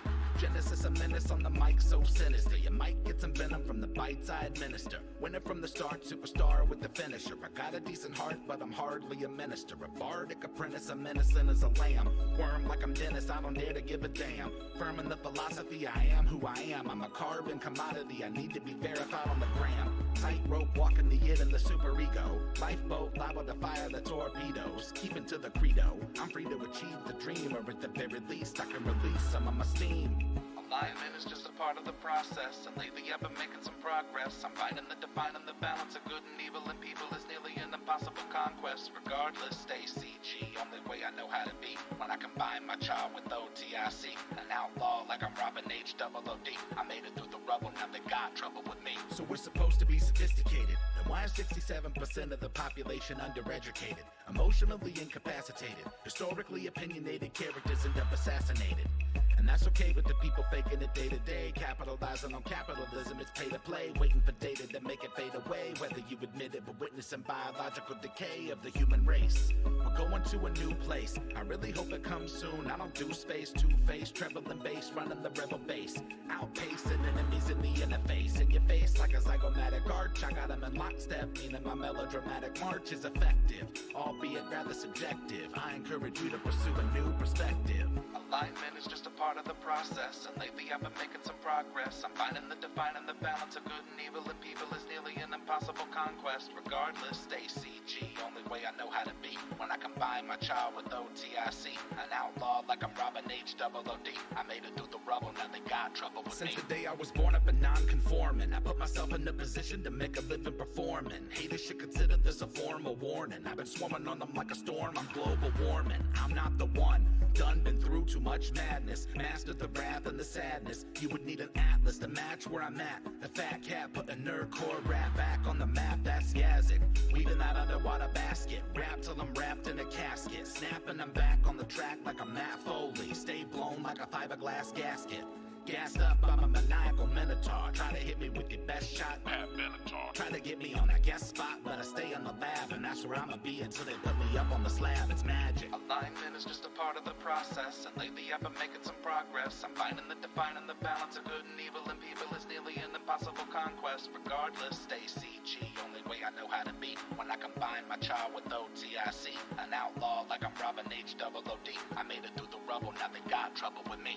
Life is short, do with it as you please. You're the only person that you ever have to appease. Or search your weaponry by stepping in DSDs. But you gotta know that nobody gets any guarantees. Seize opportunity, embrace your development. Replacing the elements, erasing irrelevance. Facing the blatant display of decay and our elegance. Merrick was a man, not an elephant. Tell him on the merit of the self-reflection. Minimize any malevolent misdirection. Keeping them at a downright distant disconnection. An example of natural selection. And I might be slightly erratic. Ghost in the shell, I'm a light in the attic. And I'm quite the dramatic, I'm in it for the attention. Ready to ascend and transcend dimensions. Alignment is just a part of the process. And lately I've been making some progress. I'm finding the defining the balance of good and evil. And people is nearly an impossible conquest. Regardless, stay CG, only way I know how to be. When I combine my char with OTIC. An outlaw like I'm Robin HOOD. I made it through the rubble, now they got trouble with me.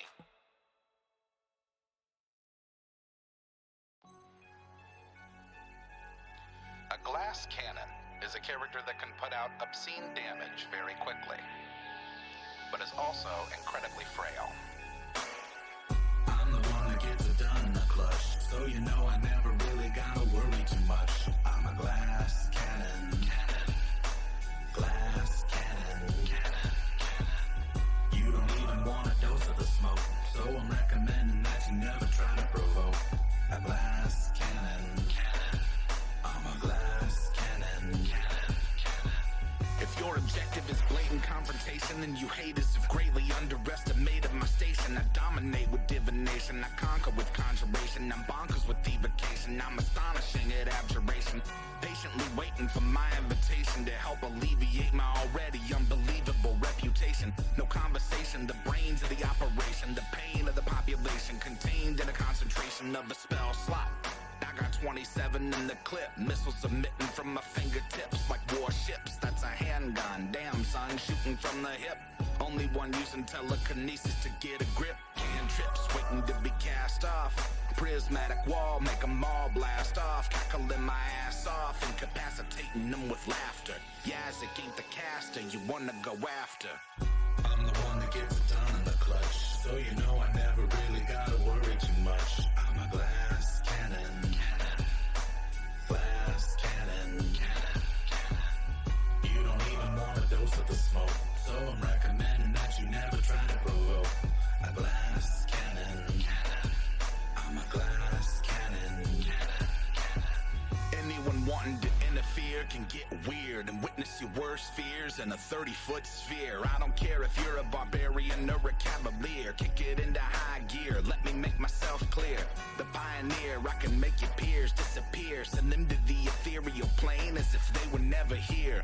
Cheers roaring in my ears, dearly revered. I'm happy to domineer any volunteers. Sincerely out of control, top of the totem pole. My cone of cold is freezing them fire trolls whole. I got the strap, just looking to trap souls. I've been snapping my firebolt, leaving smoldering holes. It's incredibly difficult not to acknowledge me. I am a prodigy, you'll read about me in your mythology. No apologies, I'm impossible to demolish. Consider this admonishing, second guessing my polish, you bitch. I'm the one that gets it done in the clutch, so you know I never really gotta worry too much. I'm a glass cannon. Glass cannon. You don't even want a dose of the smoke, so I'm recommending that you never try to provoke. A glass cannon. My glass cannon.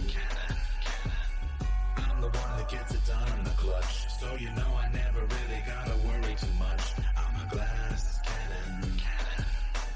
Glass cannon. The general strategy is to either destroy the enemy before being attacked, or to hide behind other, stronger ally units.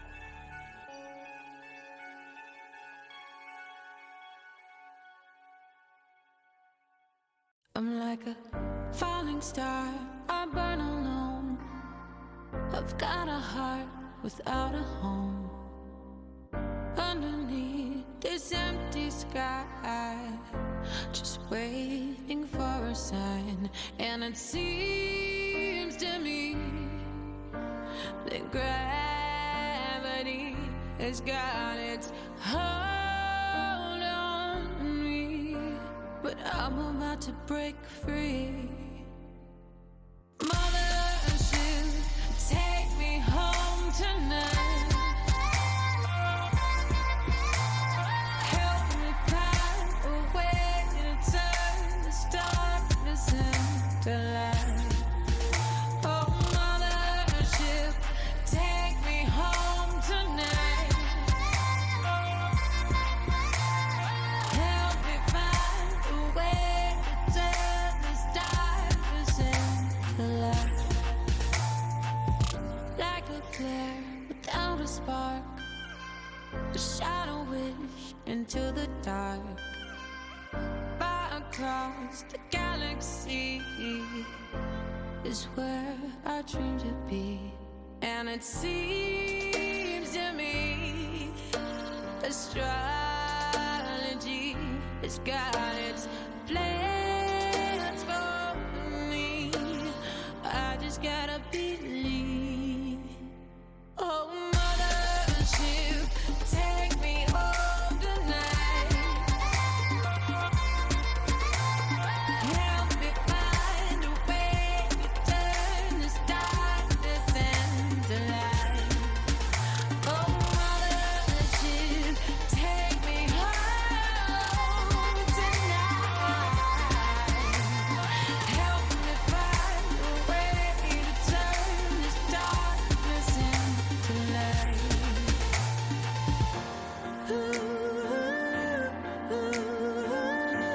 Darkness, darkness.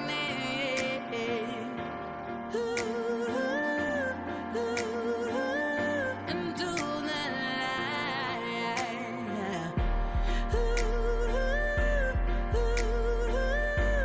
Help me, help me.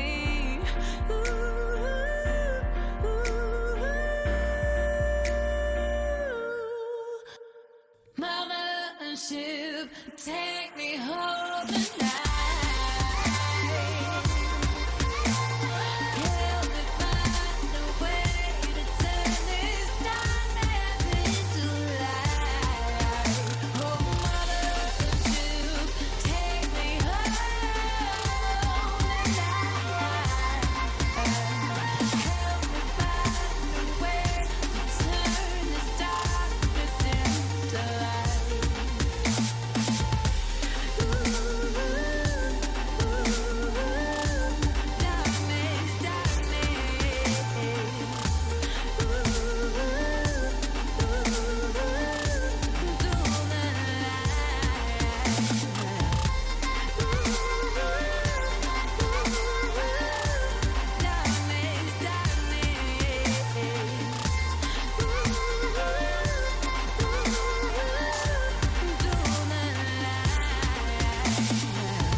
Falling star, I burn alone.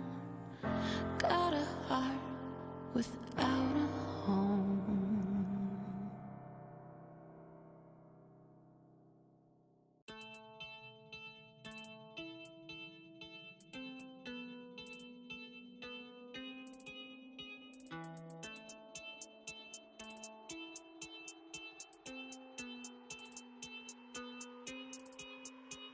Who goes there? Why you dummies always coming in my bear like you want the smoke? All these wannabe heroes underprepared for the nightmare and despair that they dare to provoke. Most folk are doing their best to avoid me. Floor full of bones and the people that annoy me. Every now and then I get a couple of daredevils with the audacity to think that they can destroy me. Good luck with that, man. I got panoramic vision, meaning that I can see in any direction with precision. If it's your decision to attack, I suggest that you come back when your plans had a bit of revision to it. Notably, you should accept defeat. Consider this your last opportunity to retreat. Repeat, that was your last chance to survive. I hope that you enjoyed your time being alive. You foolish for ignore the warning. Now you'll be dead before the morning. You should have looked over your shoulder. You're in the eye of the beholder.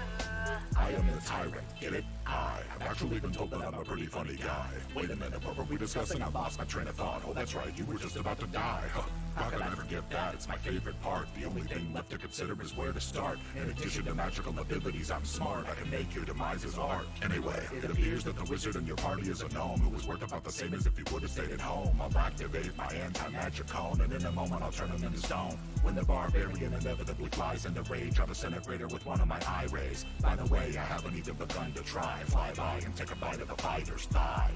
You foolish for ignore the warning. Now you'll be dead before the morning. You should've looked over your shoulder. You're in the eye of the beholder.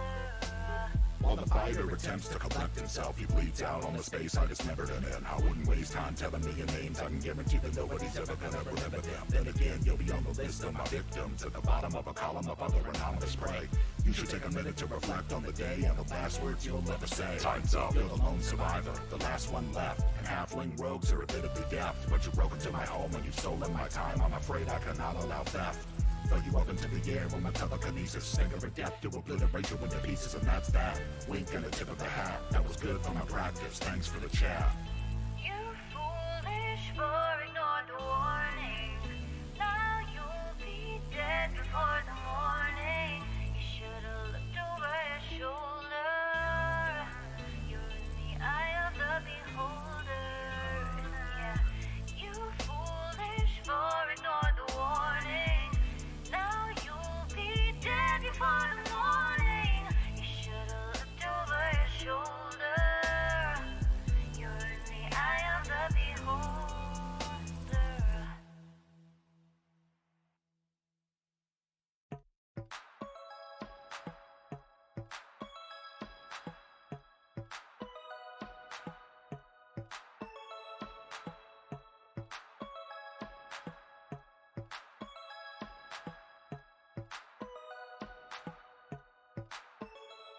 Some see me as a cynic. They come in for the base, but they stay for the acidic. I've been on that paper chase, keeping pace for a minute, and I'm aiming to appreciate the moment while I'm in it. Genesis a menace on the mic, so sinister. You might get some venom from the bites I administer. Winner from the start, superstar with the finisher. I got a decent heart, but I'm hardly a minister. A bardic apprentice, I'm innocent as a lamb. Worm like I'm Dennis, I don't dare to give a damn. Firm in the philosophy, I am who I am. I'm a carbon commodity, I need to be verified on the gram. Tightrope walking the it and the superego. Lifeboat liable to fire the torpedoes. Keeping to the credo. I'm free to achieve the dream, or at the very least I can release some of my steam.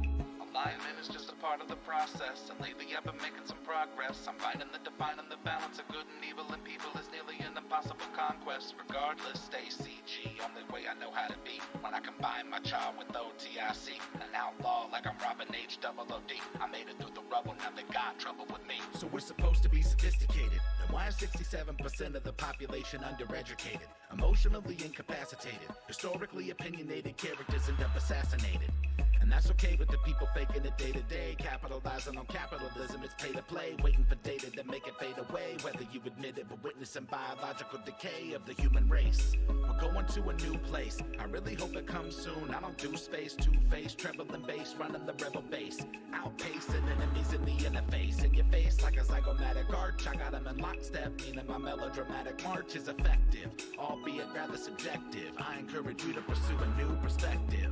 Alignment is just a part of the process, and lately I've been making some progress. I'm finding the defining the balance of good and evil in people is nearly an impossible conquest. Regardless, stay CG, only way I know how to be. When I combine my child with OTIC, an outlaw like I'm Robin H. Double OD. I made it through the rubble, now they got trouble with me. Since the day I was born, I've been non-conforming. I put myself in a position to make a living performing. Haters should consider this a formal warning. I've been swarming on them like a storm, I'm global warming. I'm not the one, done been through too much madness. Mastered the wrath and the sadness. You would need an atlas to match where I'm at. The fat cat put a nerdcore rap back on the map, that's Yazik.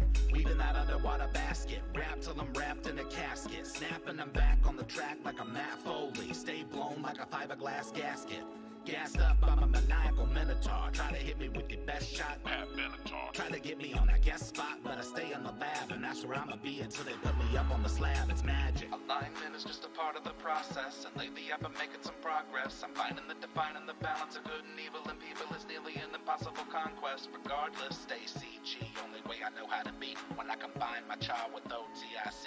An outlaw like I'm Robin. Hey everybody, thanks very much for joining us. We're back from intermission, where we left off. I believe the Khan Demirius and Zavid had just purchased some books from the University Library of Korvosa.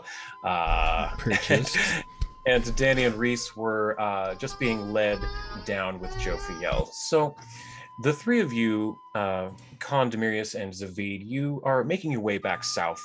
You actually hail a cab the rest of the way at Lumby's suggestion, and they take you down to the southernmost point of Korvosa. And let me reshare this again for you.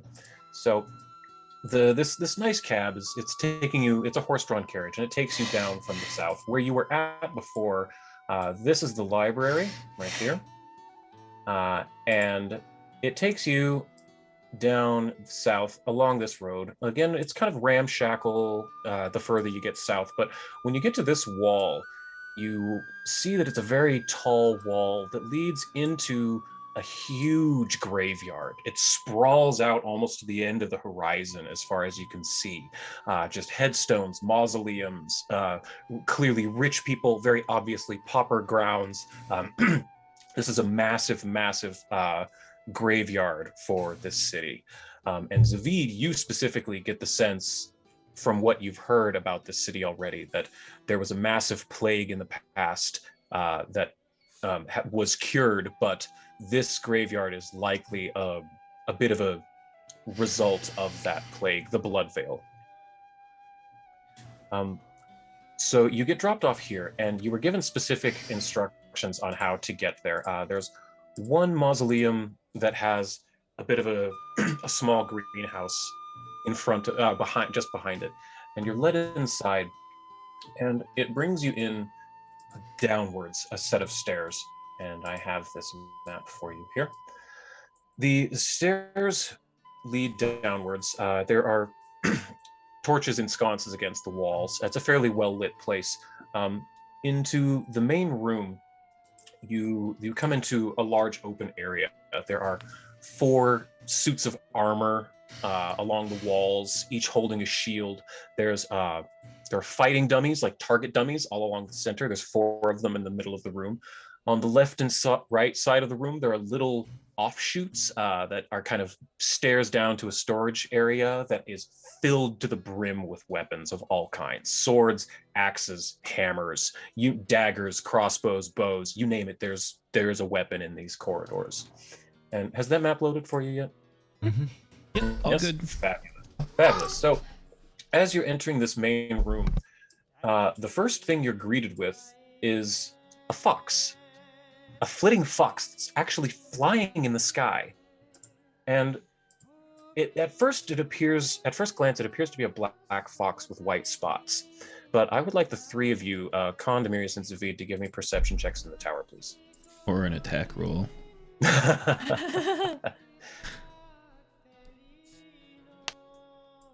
Okay. Okay. And Zavid, you're actually the one who notices this right off the bat because it's been so on your mind lately. You notice that the white spots on this fox are actually the star patterns in the sky. The closer you look, it matches, and as it moves around, it changes and it shifts and to match the star pattern of the sky above it. But you see this fox flitting around, actually flying 4 or 5 feet above the ground, and it comes and looks to see all of you, and in your head it says, "Hello there. You must be the other 3 guests. Welcome." And you must be Star Fox, aka Fox McCloud. It is good to meet you. My name is Istava. It's wonderful to meet you finally. We have met the other 2, the queen and the other. They are in the alchemy lab. Please come in. And the fox, and all of this was in your brains. The fox's mouth didn't move at all. But Istava flits away and into another room. And a moment later, you see Lumby run into the room and says, Oh, hey, Olga, you finally showed up. Okay. Well, welcome. This is the greenhouse. Here's the Grand War Room. Let me give you the tour. Let's go get everybody together. And she kind of runs off and says, this way, and brings you into here. And that's where I'm going to jump over to Reese and Danny for a second. Earlier, when you were up in the garden, Jophiel led you into that small house, the room that for the groundskeepers. She took a torch off the wall, off of a sconce, put it into a different one, and the fireplace opened up into a staircase. That brought you down into her personal alchemy lab, which you can see there under D2 to the right of D6. I don't know if you see that. Yep. Yeah. And there are tables just covered with all kinds of alchemical ingredients and goodies that are freshly picked from the garden above. There's, tusks, there's potions, there's roots, there's horns, there's thorns, there's vines, there's goopy things. But she brings you down here and says, welcome to my laboratory. Please try not to touch things. You don't know what they are. Everything is meticulously labeled. There should be no surprises. And right as she was saying that, Danny was getting ready to go touch something. It's like, I pull Danny back as soon as I see that she's going to touch something. I'm not. Okay. And she, so curious. Jophiel goes over and opens the door and is leading you into the main wing. She says, "This here is the Great Hall." But real quick, what was in that purple bottle? What? The purple one? Oh, let me see here. It's kind of goopy. I've got something. Let's see. Getting you on your feet. No, you're good. You're good. That is a bottle of Nightmare Dogbane. It would make dogs not want to come within 100 yards of you for the next year or 3. Oh no, thank you. Get that far away from me. Wonderful. This way, please. Jophiel leads you out of the laboratory and into a small sitting area here where there's a small stage up against the wall and a couple of little pews for sitting. And as she leads you into the room, she says, "Oh, Lumbee, you're finally back. Are your friends with you?" Yes, of course. Well, we finally got you here. Everybody, welcome to the greenhouse. Thank you for welcoming us here. From another room behind you, you see a large, dark-skinned human man walk in. I have another picture for him as well. He's wearing amazing pelts of different animals, furs and leathers of all kinds, really nicely padded armor. And on his back, he has just this massive axe, which, I think Khan, give me a crafting check. And Khan and Zavid, give me a crafting check in the tower. I'm curious to see what you know about this thing. To everyone at first glance, it just looks like a huge axe. I use lore warfare? Yes, actually, you can. Use lore warfare in the dice tower, please. Because this is the good time for warfare lore for sure. Okay, Khan's the one who recognizes it, actually. Khan, the two of you, Zavid and Demirius, this just looks like a really badass axe to the two of you, but Khan, you've seen something like this before. Oh. This is called a boomstick. And he just attached an axe head to the end of a boomstick. So, yeah, that's what he's holding. You know what a bayonet is? It's essentially, imagine instead of a bayonet, it's a gigantic axe head on the end of a long rifle. Yeah. So this massive, burly, dark-skinned human with a shaved head and tattoos on him walks into the room with this thing just over his shoulder, slung like it weighs half a pound, and says, "Hey, good to finally meet you. Name's Ketsu. Dinner will be ready in about 20 minutes." All right. Nice I to meet love you him too. immediately. Oh, what are you making? Oh, crab puffs, specialty at Korvosa. Crab Oh, can I help? puffs. Can I help? Can Only I if you know watch? your way around an oven. Very well. All right, you go to chopping? I got 6 onions. I love him. So He heads must be back protected into at all costs. Ketu heads back into the kitchen, and Istava flies after him, and she perches up on his shoulder as he's cooking. I love fantasy. Magic. Thank you. Magic users amongst you get the sense that Istava is Ketu's familiar. So Aww. what is a crab and/or puff? Delicious. I'm Okay. already in the kitchen, so I can't answer that. So Jovial walks up, looks up to all of you. They're left in the room. Danny, you went into the kitchen with Ketu. And she looks over to Lumby and says, "Which is the one you suggested?" And Lumby excitedly is pointing over to Khan. And She's, well, that's the one. She mentioned that she does alchemy and stuff. I don't know. She used a bunch of chemical sounding words that I've heard you say before, and my eyes gloss over when you talk that stuff. So, yeah, I thought you might want to, compare notes or something. That's the one that Danny was getting that mushroom for. that's And right. I take the jar because I clearly took it from Danny when she wasn't looking. She was going to give that. Okay. And this is from Danny. And I give it over to Khan. Khan, you were just given an Asmodeus agaricus, which is it can be used to make higher level alchemist fire. Oh. So I think let me see, items, alchemist fire. Yeah, that would be for making greater alchemist fire, which is 11th level. Ooh. Oh. So yes, Asmodeus is essentially the god of devils, and the agaricus is a type of mushroom, so it's an Asmodeus agaricus. And you didn't hurt yourself getting this, did you? Are you okay? Yes. I watched Danny do it, and then there's a little bit of assistance from the good one over there. And yes, at that, Jophiel, the gnome, who you are just now meeting, Khan. Let me share this again. She looks like this. She has mostly white hair with a small bit of black right here.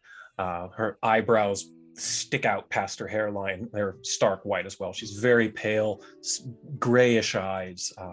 She comes up to you and says, "I am Jophiel. It is good to meet a fellow alchemist." Good to meet you as well. I'm Con the Bloody. Many of people have heard of me. I don't know if you have as well. Yes, of the Rizzolo clan, I believe, yes? Mhm. Wonderful. I have seen the circus in my youth. It was very entertaining. I lean Please. over to Khan, and I'm like, this is the one that kind of like helped save everybody in this area. Oh, I'm well aware. Okay. Danny wasn't. Yeah, she, Con, you would definitely know, as an alchemist yourself, Jophiel's a rock star amongst alchemists. Again, she's Dr. Fauci. So she starts to talk to you about the finer points of extractions versus the natural uses of poisons. Do you really have an opinion in this area? I mean, there are so many different techniques that have been developed over the years. It's really, it's more situational than most people would think. I mean, then there's the practical tools that are necessary. What are you going to have in each situation? Blah, blah, blah, blah, blah, blah. What specialization have you put on your poisons? Everyone has their own flavor. What twist do you bring?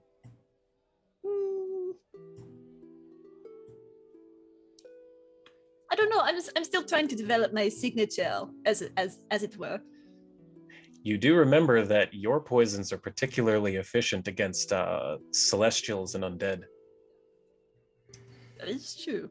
Yeah, I don't know if you want to reveal that information, but I'm just pointing out that I'll keep it a trade that secret is a for thing now. that you have kind of come up with. Okay.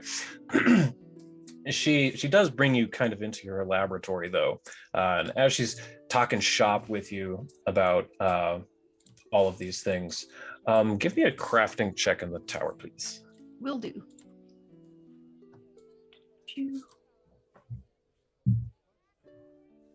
Okay. She's talking about what she did, because it came up. Obviously, this is the kind of thing that comes up when you meet sort of your hero. What did you do with the blood plague or the blood veil? And she's mentioning how when it comes to unique alchemical formulations, especially with blood, powerful what's the word? Powerful catalysts are needed. Especially when working with blood and spirit magics and spirit alchemies. So this is bringing to mind with that role that you've still been trying and failing to figure out the specifics of that blood echo potion that Baldebard was trying to figure out. Uh-huh. You remember from ages ago when you found that he was trying to come up with this recipe so that he could give the potion to the king and find all of the siblings.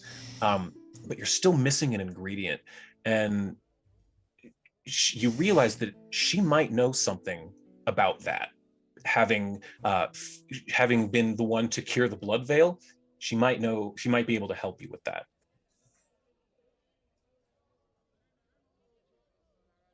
Again, if you choose to ask her. Yeah. I guess when she's done with her whole lecture, which Con is It is a lecture. Surreptitiously taking notes. I don't know too much about blood work relating to alchemy, which is kind of ironic given my namesake. Ha ha ha.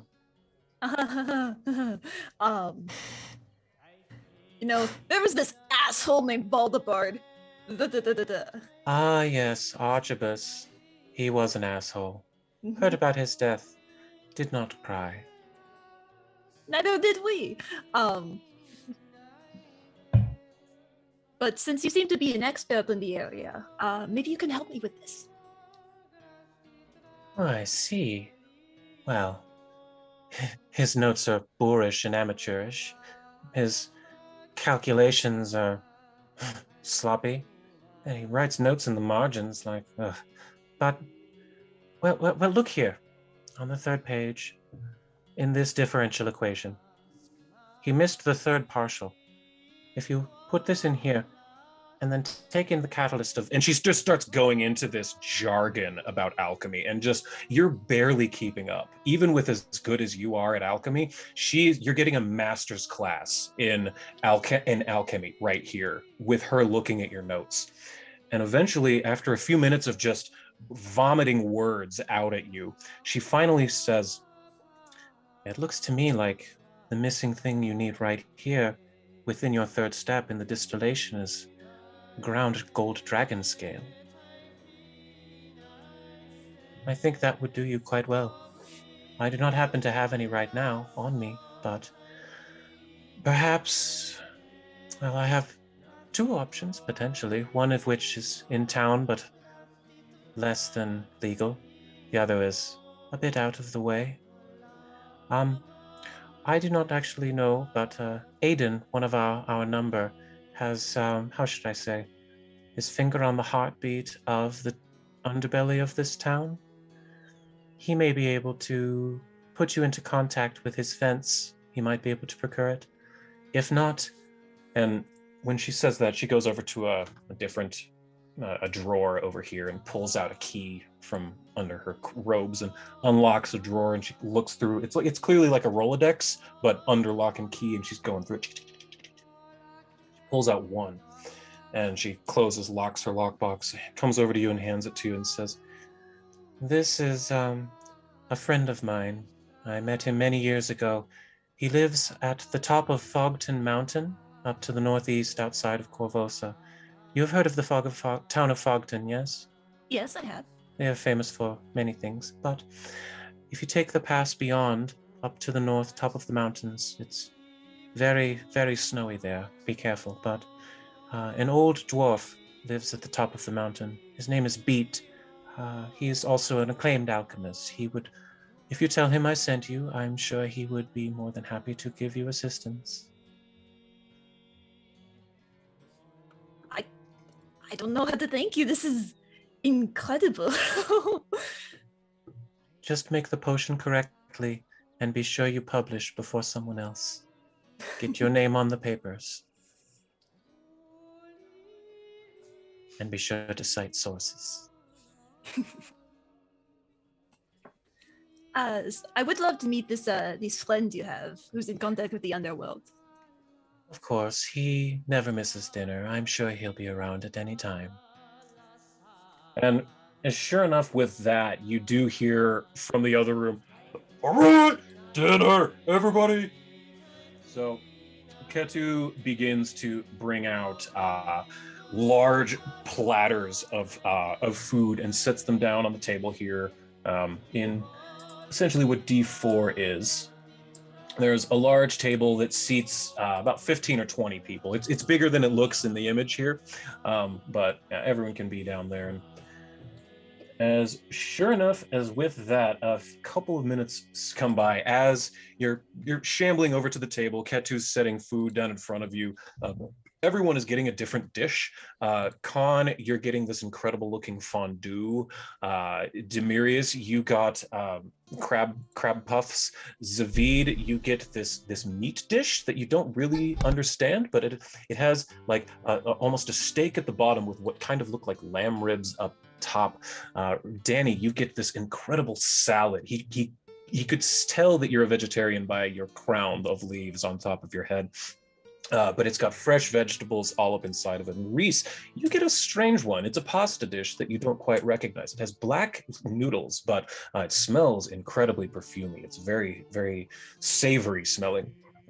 And he sits down and says, I hope this will be good for everybody. Hope it didn't burn anything. Cheers. And he just begins scarfing the food that he has in front of himself. And is he supposed to sound like Patrick Warburton? Yes. Is that yes. Okay? I'll say thanks for that food. I'll say, Nate, sorry I'm killing Ketu by making him Patrick Warburton, but I had to change it up a little. Hater. I'm going to take out Hater. a Chilaxian Reaper out of my purse Oh or no. bag. I'm going to like cut it up and like I've imagined she has to have some sort of gotten used to it by now. I mean, you've had quite a few of them. Okay, right? And she's like adding them to her salad. They're really hot, but again, you can get used to the heat of that. So at this point, Danny's gotten pretty good about those. And Lumbie's looking at us and, what are you adding there? Oh, it's a yes, you must Chilaxian try Reaper. these. I love hot peppers. And she grabs one from you. Instinctively, I'm moving my plate off the table and away from whatever the hell's going on. Like, none of this is getting in my plate. She grabs one and doesn't even think twice, pops the whole thing in her mouth, and starts chewing it up, swallows it, and she seems fine. And then her face turns beet red. And she goes, Tasty. Yes. Keeps You okay? Yeah. It's a good one. But let me see it. I have her here. Let me roll her a fortitude save. You know There what? you go. I have the character sheet. I'm gonna do it. A year Fortitude. later, and I don't have to roll a fortitude save. This is nice. I look over to because Jovial is her name again, right? Mm-hmm. The gnome, yes. Yeah, I look over and I'm like, okay, I see what you mean now. Just like, don't say anything else and just keep eating. Would you He's- like a Chilaxian Reaper? No, Reese? no. Yeah, Reese, when you say that to Jofiel, she looks to you and she says, Lumbie once attacked a dragon on a dare. Oh, It wasn't no. even one of us. The dragon dared it. So, I like their gusto. as I told you before, if you have a problem that needs flattening, just point her towards it and let go. That sounds like Demirius. Thanks. Oh, I'm sorry, buddy. That stings. Yeah, a little bit. But she didn't mean it like in a mean way. She's like, oh yeah, he kills everything too.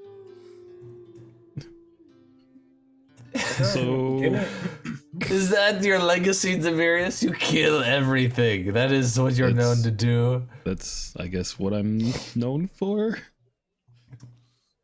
That and your love for San Ray. Yeah. I have that shirt in my backpack, by the way. Which Yeah, one? let's see the shirt. Show our friends this beautiful shirt that No. Danny made for you.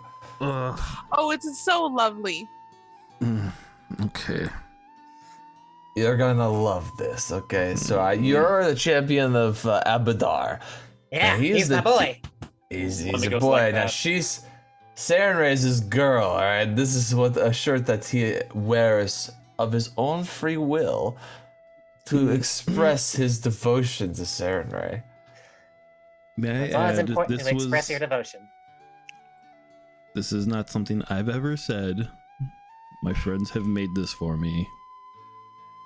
As a joke, I may add. I And mean, I'll take the shirt out. Really? Yeah, it's a joke. Ha ha ha. I don't know. I've seen plenty of clerics who simp for Abadar, so I get it. It's a Thank lifestyle you. choice. It's nothing to be ashamed of. I absolutely simp for Shillin. Listen, it's not weird to find your god hot. No, They're not at all. gods. Right. They're like can just make themselves look that way if they want, you know. Well, if that's the case, I'm making shirts for everyone. Sure, I will gladly wear. Zavid is. Oh. If you're really making shirts, I guess you can make mine bitch for Basta. All right. If we're going on this theme. Let's start taking notes. Zavid is Kabiri hot? He goes out of his way to make himself scary and gross. Oh. He wants to command fear and respect, so he tries to look fearsome, not sexy. But some You know, people some are into people- that. I was gonna say, like, some people would just consider that monster fuckers. So. Maybe. I don't think Cabreri really. He's always got some sort of ulterior motive. So if he ever does kind of sort of dip into the kind of seducing mortals aspect, he's probably trying to produce a spawn of Cabreri champion thing. Like there's always some sort of angle to it, you know? Yeah, I don't think I'd ever put those two words together. Actually, I have an even better shirt idea. Oh, Have the words that just says comma, nya, and have some little cat ears. all right. Going for cringy shirts. This Yeah. I promise this group will eventually get t-shirts of all of this stuff. Everyone Jofiel? J-O-P. I'm gonna call you Jojo because it's easier and it's a cute nickname. Oh my goodness, is that a JoJo reference? Jojo. She's like, what? You're talking to me? Are you approaching me? You're a gnome, right? Yes, that is correct. Why are you so... Are you a Snurfniblin, or... Oh, Are you yes, just I like see. a... I am what's known as a bleachling. It is an unfortunate side effect of living on the material plane as a gnome. It is our equivalent of your aging. Right. So, are you going to die, today or something? How does this work? No, it is a slow process. It happens over many years. It's very difficult to reverse. Some gnomes do just simply live with it and are able to live long lives with it. That is relatively rare, but I feel I still have several years left. And as she says that, you see a single strand of her black hair go gray. As you're sitting there, it slowly starts from the root and goes to the end. Yeah, I'll say you should get the shirt that says "bleached and loving it." Take a little pride in the process, that. Because think about it. That means you've lived such a good life that you've actually seen all the cool shit, and now you're sort of this reservoir of cool experience. But outside of that, if it is being here in the material plane, why don't you just move to the Feywild or something? Well, it's the second half of Feywild. I prefer the organization, the lack of chaos, the order that the material realm brings, especially in a city such as Korvosa, where laws are respected above all. I Why find not? order is nice. Perhaps Why you could not bring take a vacation? bring some of that It order sounds- to the chaos. Yeah, it sounds like this whole thing is just you need a vacation. Yeah, Perhaps. it's much more than a spa day. Yeah, take like a couple months off and go party it up. Meet some satyrs. Get I suggested blasted. they join us on our big mission, honestly. That's exciting. I don't think you've ever It's seen the very convergence before. No, I have heard of the celestial convergence. I have noticed Istava there gets cranky whenever any of the planets align. And you see, and not Krunk, Ketu says, yeah, any, especially Akaton. She gets really agitated. And you I like see that. Istava kind of raise her hackles on the back of her neck. Akaton the Red, right? Oh yeah, the big red one. Marches across the sky, stops, turns around, stops, goes back. Does it do it every 88 days? Yeah, that sounds about right. Just the equivalent of Mercury retrograde. Sure, let's go with that. I don't know what Mercury is, so that doesn't make any sense to me. That's like I an was alchemical describing the component, precession. right?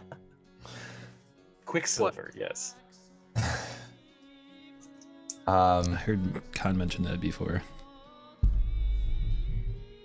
So we're going through all the planets are converging or whatever, aligning. Yeah. So what's our next step? Well, there's the conjunction where there may be a junction, and we're trying to figure out the function. So what's the next planet that's supposed to? She's Oh, gonna just. damn it. Yeah, Abe. Babe, stuck in my head now. You know what? Take a hero point for that. That was brilliant. You get one. All right. Oh yeah, everyone Knock gets that in. Yeah. Everyone Oh, gets one God. hero point because it's the new week, but Abe, you get a second one because that was brilliant. That was so sneaky. What's that? Uh, Yeah, that was excellent. Can I get? Let's see. I've already got Demirius and Danny. Can I get Khan, Zavid, and Reese to give me a perception check in the tower, please? Sure. And then I'm gonna ask, what is supposed to be the next planet that starts to align? There's a question. It seems. I thought the bigger ones are getting aligned first, right? Because because of their size, like it's a more gradual longer. process. Yeah, it starts sooner. Mm-hmm. Because it doesn't seem like it's going in order, like by planet. Here, I'll open that graphic up for you. There you go. I just assume at this point that Zavid just has this book on him at all times and is just whipping out. Yeah, like There you go. because I once described this page as being like a centerfold in a magazine. It's like as you pull out the solar system map. Okay, so Disapora was the one that recently happened, right? Okay, so yeah, you can go ahead, Zavid. I was gonna say Diaspora is not. They're not actually like part. It's a whole chain of small astral bodies that aren't actually part of the conjunction. But when larger bodies like Liavara the Dreamer, or in the case of this recent incident, Breathedil the Cradle, when they swing by, their gravity moves these objects from the Diaspora out of their normal trajectories, and that can bring them into Galerion. That is what happened. They don't get, like, our friends, the Brain Eaters, don't get some sort of benefit from this conjunction. They were just knocked out of their home orbit into our world, like, where the hell are we? And there's going to be more of their kind probably falling upon Galerion as more of these planets start to align and get closer into position. What happens if these creatures start falling at the places that we're not at? That's gonna be an issue, but we can head that off at the pass by having the druids talk with these things and try to spread the word throughout the druidic circles. Basically, if all the wild places world know of these things and how to take care of them, they can all sort of take them in. That's I think the best plan. Of the brain eater things. Yeah, because those flying crystal shitheads, like they are just evil. They just hurt everything around them because that's what they do. Those other things are just like dudes. They talk with their minds, like it's okay. Yeah. Perhaps when they land, there's some sort of hive mind that's connected together. I don't know if we've ever figured that out. Perhaps they can speak to each other and not be shitheads when they appear. Yeah, I don't know. I delegated that task to the druid, so I don't really know what's gonna happen with that. But Do we have any books on this stuff? do we find anything about this in the restricted section? Like, can I look through the? Yeah, you can start looking through. You can start looking through those books a little bit more. As you're looking through, though, Danny, you notice out of the corner of your eye that in that hallway there is somebody standing with head to toe black robes with a black hood over his eyes. And he's got black gloves, black boots. You can barely see his face under the shadow of his cloak. Go ahead. Oh, I was gonna say, if he's just gonna stand there, she's gonna send him a message like, "Hi, who are you?" In your mind, you hear, "I'm Blackjack." And then he walks into the room, and you see Lemmy go, with a big mouth full of food, go, "Oh, hey, and you can almost see a wide chunk of food just slowly go down Lumpy's gullet. And she says, everybody, this is this is Aiden. Aiden still speak. Aiden, this is Lux Et Umbra. They'll be staying with us for a little while. And he pulls down his hood, and he's an elf man with kind of blondish brown hair, and he just says, "Good to meet all of you. I'm Aiden. Hello. I'm also hungry." And then he sits down to eat next to you and just starts eating food kind of quietly. Are we eating with Batman? I was gonna get ready to say. Okay. Oh, out of character, yes. The reason I'm doing that is because Trent, the guy who played Aiden in my old game, that was his old joke, is he would always go, "I'm Batman," whenever he would like appear at places. So yes. Hi, Trent. Also, Blackjack. can you pop the map up for me, please? I can, accidentally yes. And clocked also, out. that's no problem. Speaking of Blackjack, give me a society check in the tower, everybody, when he says that. Absolutely. Society. Give me a second. We live in one.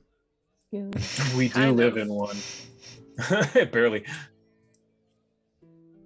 As far as I know. What did I Okay, roll? Reese. 37. You rolled a natural 19. So I'm going to say, Con, you've heard the name Blackjack. As far as you're aware, it's a bedtime story. But Reese, you rolled exceptionally high. You critically succeeded and then some. You know that Blackjack is somewhat between Robin Hood and the Dread Pirate Roberts, where Blackjack is not one specific person, it's more of a title that gets bestowed to someone, and Blackjack is the protector of Korvosa. Like the person who goes in the night to help the helpless. So what you're saying is I'm meeting my hero. Yes, you're meeting your hero. So you know that there always is a Blackjack, and Blackjack has been the protector of Korvosa for like 180 years, you know. So people assume, oh, it's got to be an elf, or oh no, it's a mantle, or oh no, he's just a symbol, he's a myth, you know. But you know for sure that Blackjack is a title that's just handed down to down, and it's Batman. I love it. Oh my god, you're real? Absolutely. Are you a dread pirate? I've been known to sail once or twice. I Do tend to you stick have- to the shackle. I tend to stick to the shingles, which, you know, the shingles is the name of the like the second and third layer that was all around Korvosa, with the rope bridges and all the weird alleys and the strange buildings on buildings. It's called the shingles. Makes sense. Wow. Oh my god. I don't know why, but seeing you, it feels like you have this like a large number of very interesting kooky enemies that form a sort of rogues gallery. Is that true? I'd call it more of a barbarian's gallery, but yes, that's a good description. Good to know. There's this one guy named Bless who gets really tiny, but he gets very strong at the same time. This is Bane. I get it. I get it. Watch as I shrink, Blackjack.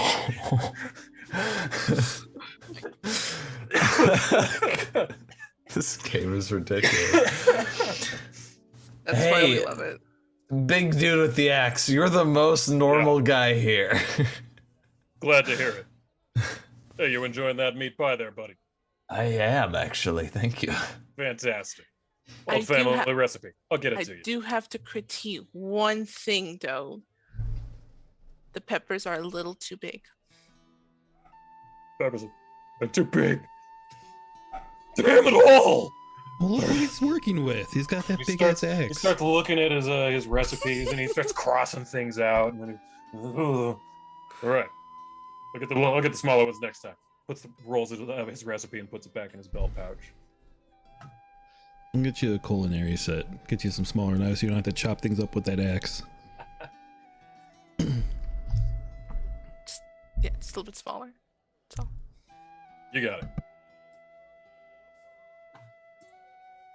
so what kind of books is in Savid's thing? Oh, that's right. Yes. That's right. You're doing something. So we're looking at Thanks. this. What specifically were you looking for? That's right. I guess it was cosmological stuff, wasn't it? We were trying to figure out the relationship of The planets or what's coming. what's yeah, moving like the around. order in which this stuff happens, I guess. Also, there was some sort of like something was supposed to. Why don't you just give us a refresher on the sure. effects You know of each of these? I Just remember. because. We were trying to figure out the brain creature things, like Yeah. Like where they came from. We don't what their whole deal is. Hmm. Like if well- more show up, like are we gonna be able to? Are they hive minds? Yeah. That's it. Yeah. Are they hive minds? Yeah. So you're thinking back to their abilities, Zavid. You experienced those spells like firsthand. Demirius, it dispelled your haste. It just took it away from you like nothing. Zavid, they were communicating within your head. They were talking to all of you telepathically. They talked to each other telepathically. You were getting the sense that they do probably work on a hive mind, and the more of them they are, the more intelligent they will be as a mass, and potentially, I don't know, this could be good or bad. Maybe the better, maybe the worse they are to communicate with. You're not sure if that's good or bad, but you get the sense that they would be a bit of a hive mind. But they also have individual sense. Like that one was talking to you by itself. Yeah. I imagine that they're not all of the Diaspora coming to Galarian. I don't think the whole Diaspora is disappearing. I think we're going to get a bit of them. And if we have these two working with the druids, if we can amplify their telepathy to any other of them that show up to sort of get on the same page, like, hey, we're all working together, that could alleviate a lot of the trouble for us. Kind of putting up like a psychic free brains here sign for them. So this is a question. Is there something that we can do where we can kind of get tabs on what is going on in the world? Like, is the sea levels rising? Is the things getting hotter? Is you get science see where is the science happening? Is there live animal life disappearing? Stuff in that nature. Lumbee chimes up and she says, Well, at the castle, we have kind of a communication system between our allies. It's one of the things I was hoping we could get set up between Druma and Korvosa. We have like sending stones that we can use to communicate important news and wars breaking out, things of that nature. It could potentially be repurposed for this kind of research. Yes. Absolutely. We'll definitely bring that up with Cressy tomorrow. and as you're all talking about kind of the planets and everything, Istava, the fox, it kind of floats up to the center of the table, just above the table. And again, Zavid, you noticed that all of the spots on it are the night sky. It's the stars in the sky, and a couple of them are different colored points of light. Like there's a red one, there's a green one, there's a big blue one, there's a big orange one. And Istava starts to glow, and you see around you on the cave walls, it's kind of a round circular room. You see projected on the walls around you are the stars of the night sky.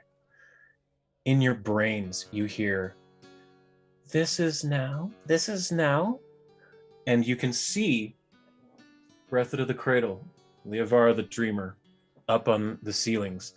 And in your heads you hear, they will happen like this.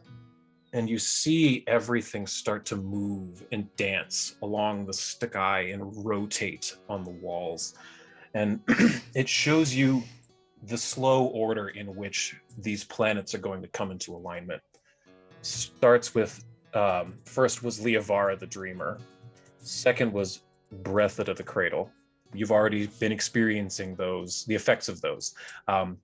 With Leovara, Reese, you were discovering, or you were hearing tales of in the desert, all those mirages happening more often, bigger, horrible, scary mirages in the desert. And then Zavid, with Breathida releasing the meteors from the diaspora, you had to deal with the brain creatures. Third, you're seeing that Triaxis the Wanderer will come into alignment. Then Aposte and Aukturn. After that, the inner planets before the diaspora will come into alignment, with Abalon, followed by Castrovel, and finally Akaton last. And I have these written the line. down. Oh, where did versus the line? That is after Abalon, before Castrovel. I have these written down, and I'll send them to you in a second. No worries. Quick question. Did we already determine this, or I can't remember? Does the planets have gods that's aligned to them? I don't think so, but maybe it's Pathfinder, probably. Also, I just noticed there's also Eox the Dead, which is in the diaspora. Oh, you're right. Yeah. Or it's like right at the end of the diaspora. You're correct. Eox the Dead is right before Akaton. Eox the Dead. There we go. Ah, cool. We saved the craziest shit for last. I love it. Eox. Why is that not working? Edit. Oh, there we go. Eox. Okay, I fixed it. Okay, so is there things you... So that is what you see up on the ceiling that Istava projects. She shows you the order in which it's going to happen by changing the spots on her fur. And then she... you just hear... And that's what you see. She keeps showing you the conjunction. So, the way that this seems to work, the more benign stuff happens first. You know, having a sort of like, oh, the ocean's a little bit more violent. Oh, there's some mirages in the desert. It's like, that's not really going to send the world into a tailspin. But when you starts to ramp up the effects of this, as these other ones are starting as well, the world is going to be very chaotic by the time Eox and Akaton take their positions, which, if I recall, Eox is like the dead just start coming back to life everywhere, and then Akaton is everyone starts to fight each other. Yeah, I'll remind you. Eox the Dead, during the convergence, occult magic surges. All users of occult magic become more powerful, but also grow more detached from reality. And the dead rise from their graves without necromancers. Spells, rituals, and precautions must be taken to ensure that the dead stay dead. And for Akaton, in alignment with Akaton the Red, tends to coincide with the start of a large war somewhere on the planet. Long, cold rivalries can suddenly get white hot, tempers flare faster than usual, and bloodthirst can take even the most peaceful of people. Yeah, so Oh, that These one. are the bad ones.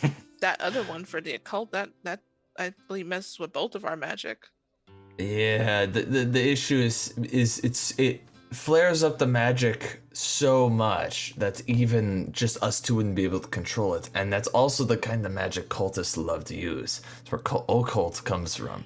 So do they essentially want to all this chaos happen and then release Rovagug? Yes, I think that's it. I think that they are angling to have this stuff sort of destabilize world powers. Everyone's going to have their hands full trying to stop natural disasters and get people into bunkers and do all this stuff. This way, the cult can move unabated. They think that they're not going to have really much resistance because everyone else is going to be busy with this other shit. They can get themselves into position with whatever ritual, we still don't know what it's going to be, but whatever the ritual is, then by the time Eox shows up, they can start the ritual, and then by the time Akaton shows up, they finish it, and Rovagug will be awakened. And do the rest. Yeah, because everything's going to be amplified and stronger too. So I think they're counting on that surge of magical power to use that. And with the, yeah, There exactly. is no stopping the planets from aligning, is there? Could you destroy planets? Is that the thing? Think You're all that very might be- powerful here. I Might mean, make things worse. I can punch things hard, but I'm not sure if I can punch that hard. Lumpy, if you get the title Planet Puncher in the future, I will commend you for that one. Planet Puncher. Lumbaceous Elizabeth Bronzearm. Planet Puncher. I like it. Right? I just So- feel like if I look over to like Jovel or something, I forgot her name. Jophiel. Jophiel, she'll just be like, Yeah, she just sighs a lot. She leans over to Khan and says, "She once thought that the king of spiders, who is a crime lord, was an actual king." Look, we all have to figure it out at one time or another. She genuflected. She got on one knee. She said she wanted to be his knight. It was a whole thing. It was a whole thing. Oh, but I would have thought it was the King of Spiders too. It's okay. I guess Oh, go ahead. I've got a question. Shane, it doesn't remember what all the different planets do. Could you give us one more refresher as to their effects? I can. So There's I'll like share that so 12 everyone- bodies here There's that I'm so I've gotta, many. like, I know, it's parse fine. here. It's fine. If you want at some point after the game, I'll also send these to you individually. That'd be great, yeah. So starting left, I'm just going to go left to right. It's easier that way. Oh no, do you want me to do them in order? Yeah, I'll do them. Yeah, in let's do them in order so we the can order kind of that they're going to happen. Okay, so give me a sec. So Leovara first. That's that's two of the ones you already know. Leovara Can is you the reshare the map? Oh, there you go. Never mind. I Got it? Okay. Yep. So Leovara the Dreamer, that's the one with the rings. During the convergence, illusions and dreams push up against the realms of reality and the waking world. Mass hallucinations and hysterical town-wide nightmares grip all. Fear, paranoia, and exhaustion creep over the land. And pretty soon here, there's going to be a mechanical effect that's going to have, but I'm not revealing that quite yet. So then after that is Breath of the Cradle. Come on, load for me. There it is. So for this one, during the convergence, births of all kinds increase, from humans to animals to fish. Oceans and seas teem with life. And then water elementals become really, really aggressive. Things like water elementals, river dryads, sea creatures of all kinds just become more aggressive, both sexually and violently. Not sexually violent. You know what? They reproduce a lot. Is what I meant. I meant they reproduce a lot. Get off the water elemental. Right. That was bad phrasing. That was very bad phrasing. I apologize. Demirius, where have you been? You're like, I had to fight off a water weird on the way to work today. Sorry. That was extremely bad phrasing on my part. So then After that is Triaxis the Wanderer, which is just to the left of the one with the rings. This is where divine magic will surge. So all users of divine magic become more powerful, but they also become more zealous and single-minded. This is when religious schisms happen, like religions will, like Catholicism and Protestantism, like that schism. That's usually when that happens, is when Triaxis comes into alignment. That's all you get from, and that's when like holy wars begin. After Triaxis is Aposte, which is the messenger all the way to the right. This is for arcane magic. All users of arcane magic become more powerful, but they tend to lose focus on the world around them. They start becoming more single-minded on their studies. This is when wizards lock themselves in towers. It's when wizards invent incredible new spells, or bloodlines pop up out of nowhere with new sorcerers. Just arcane magic is very, ley lines course with power. It's just arcane magic becomes very, very strong. Aposte, Alcturn. That's the one on the far right, Alcturn the Stranger. This is the one that you determined is actually almost an embryonic elder god, for lack of a better term, floating in space. But this is the one that seems a little odd, because air elementals become more lethargic. They become less violent. And in addition to that, the persistent sandstorms in Assyrian tend to subside, because Reese, you know that in Assyrian there are perpetual sandstorms in certain places that are 24 hours. It's like Jupiter's red spot. You know, there are some sandstorms that just never go away. But kind of like in Final Fantasy, where there's a one land that's like literally just all sandstorms and desert.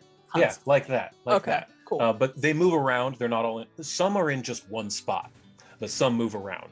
Okay, cool. Let's see. So that was Alcturn. Abalon is next. So that's beasts become feral and wild. So animals on land and birds become really aggressive. Predators kill more than they need to survive. Herbivores start to really fiercely defend their territory. Scavengers don't even wait for things to die before they start eating. It's very gruesome, violent nature is essentially what happens with that. After Abalon is Verces the Line. Navigation starts to become very difficult. Compass needles start to spin regardless of where you're at. Lines on maps start to shift themselves and borders tend to get blurry. Famous landmarks that people use to navigate move themselves and so it makes navigation extremely difficult. After that is Castrovel the Green. This is for primal magic users. Their magic gets a surge. They become more powerful, but they also grow less civilized. Plants grow faster, stronger, and compete for resources more aggressively.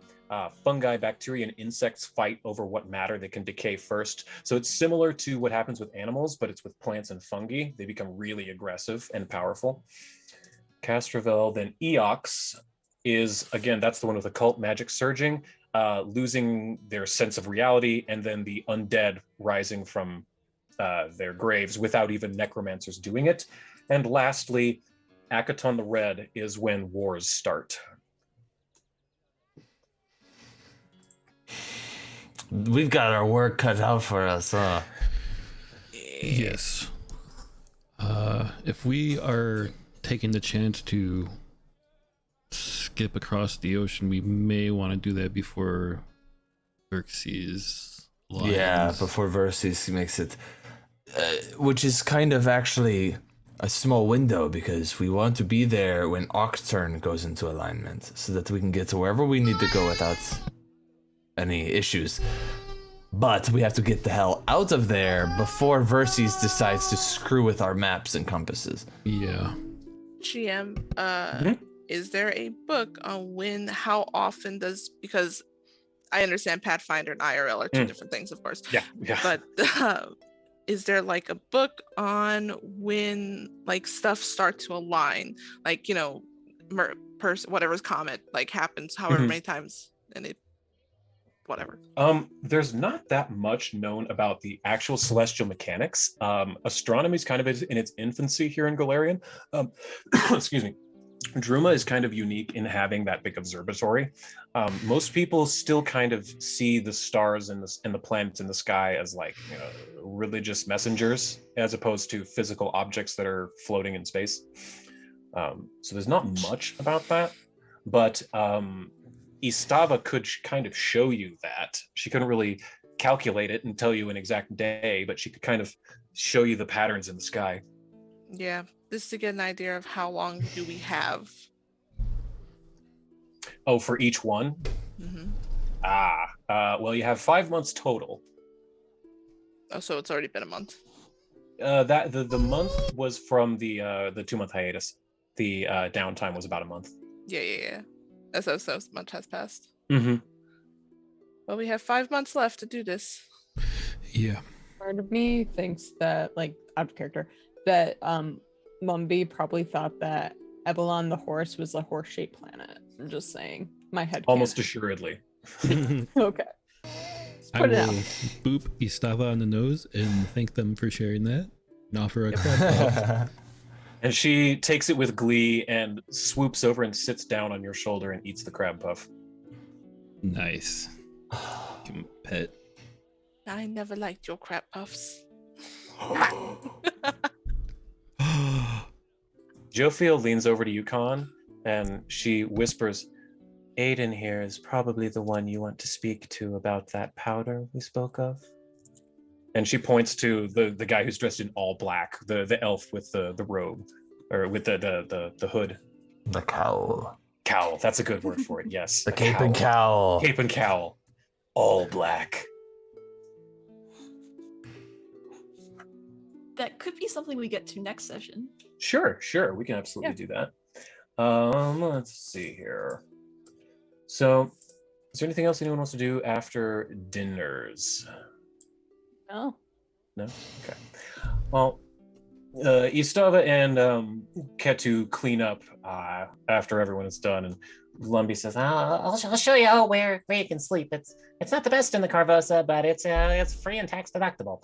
and she shows you to this room over here in D3, roughly, and there's beds for everyone. They're good enough. They're not royal quality by any means, Danny, but it's room enough for everyone to get a good night's sleep in. They charge you for sleeping here? Well, only if you're one of the trainees. We train up the guardsmen in here, over in the war room. And she points over to the room with the dire buck skin on the floor and the armor suits at the beginning.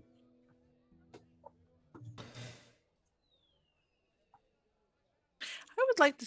Would it be weird if I can figure out a way to sleep in the garden? No, that's fine. Yeah, and you know that to get there, you just need to move the torch sconce from one side to the other, and it opens up a direct path from Jophiel's laboratory up to the house in the garden. There actually is a bed in that little garden room as well. Normally the groundskeepers stay there, but there's none there for the day, so yeah, you can have that. There's a lot to process. Yes. Eventually, Ketu and Istava make their way over to his bedroom. Whoa, that's not what I meant to do. Makes his way over to his bedroom. He activated an arcane trap from when the necromancer still lives here. One that you guys didn't know was still there. Jophiel makes her way over to her bedroom, which is past the library as well. And then there's a little library. You're welcome. Oh, D10. Got it. Yeah, D10. You're welcome to go in there if you'd like. But then Lumby also eventually makes her way over to her bedroom, and you're free to wander around as much as you want, do what you want. I do have some books prepared for if someone wants to look at the library. Sure. Yeah. All right, So I've got. Zavid and Danny. I got 5. So it's not a huge library. It's definitely a personal collection as opposed to an academic collection like you've had at the university. You see there's roll me a d6 if you just publicly. God, I'm hoping it's another Bard and Barbarian. If it's a 6, roll again. 3, you find a book called pre-solved riddles for barbarians. It's the first thing you pull out. I'm just kind of looking at this like, Oh. I somehow think that answering riddles isn't going to help us with the Rovagug thing unless we meet the Sphinx. But I also hate riddles, and I know like a lot of puzzles need them, so I am going to put that in my coat. I'm like, I'll light reading for later. Let you know, or be like, look, if we have to go back into the desert, yeah, you might want to keep that. Sphinxes are something. That's hilarious. I hate Sphinxes because they like riddles, and I hate riddles. They're full of them. Yeah. Okay. I'm adding these to your inventory. I'll just save us a little time on rolling. The other ones you find are Orcish for Dummies. Oops. Orcish That might be handy. for Dummies. We do have to find Danny's sibling in like the Orcish mountains and stuff, so that could be could be helpful. So you find that. You find the good berry, the bad berry, and the ugly berry. Fuck you.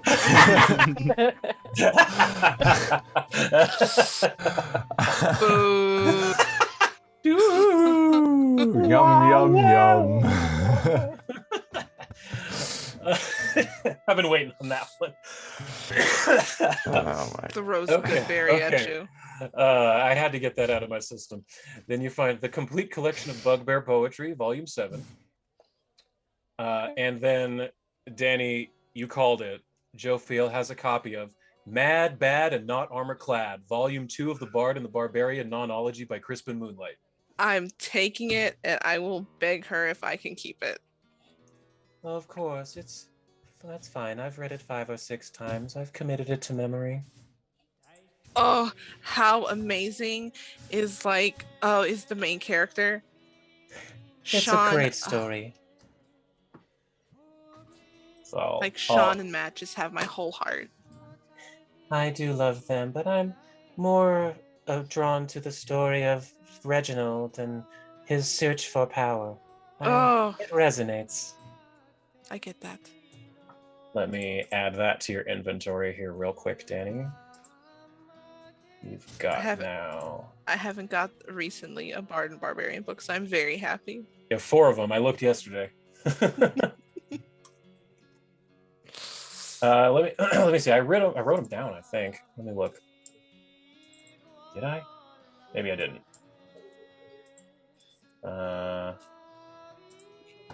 You can read them sometimes if you. It doesn't matter. What other subtype? But yes, that's what you find. You find those 5 books. Complete collection of bugbear poetry, pre-solved riddles for barbarians, the good berry, the bad berry, the ugly berry, Orcish for dummies, and volume, I think it was 2 of the Bard and the Barbarian. You have the whole collection yet? I'm almost there. I'm so close. Like, I know the world is coming to an end, but before I die, I need each and every one of these books. Watch, that'll be like the trigger to like save the world when you get all the books together. Oh my god. Or wouldn't it be funny if her getting all 9 books together is what caused Rovagug to be released? Oh no. No. All the planets aligned when we're all together. In the glove. I love all of you people. Well, if you need me to read something, Zavid, let me know. All right, so you can read the riddles if you like. If anything, I think Reese would just want to geek out with basically their hero before they go to bed. That's all. Aiden would definitely be willing to do that, but he doesn't like talking about himself too much. He's extremely vague about the things he's done. I think we would. Reese. Mm-hmm. You get the sense that a lot of what he does is extra legal, as to be nice. But so yeah, he is very. low key about what he does specifically, but he would definitely be talking to you about some of the more public adventures that he's taken on. There was the murder ball game during the Blood Veil. That well, it was one half. It was the rich side of town versus the poor side of town. Queen Iliosa was a bit of a blood sport fan, but we helped get that over. I've heard the tragic tale of Sir Frozen, I believe. Dude, let that one go. No. All right. I think. Is there anything else anyone wants to do before bed? Nope. Nope. Just All gonna go right. to sleep. So, all of you, you don't need to take watches or anything like that. You can be fairly confident that the greenhouse of the Gardeners of Korvosa, deep within the city of Korvosa, is a relatively safe place to sleep. So, sleep finds you all very quickly and peacefully. You have Zavid. You don't get any dreams from Cabriri. It's one of the most restful sleeps you've had in a while. Nothing attacks you in the middle of the night. Each of you wakes up on your own in the morning, some of you to the smell of pancakes. And I think that's where we're going to stop for this week. Thanks. Does anyone have anything they need to plug before we go? Yes, absolutely. There's always stuff to plug. Go for it. But I think we'll go around the table. Eldridge? I've got nothing to plug. I'm good. Shane? I released a new song for Antumbra, which is another stream Eldritch and I do on Mondays. You can find it on my YouTube channel. Cool Boy Shane on YouTube. That's it for me. Elliot? Yes, I always have something to plug.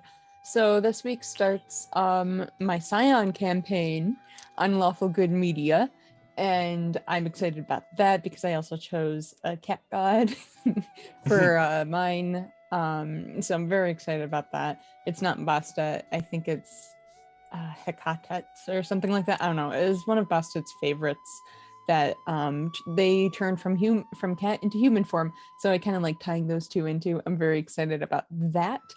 And soon enough, June 3rd will happen. And we will have Revolt on the Rhine.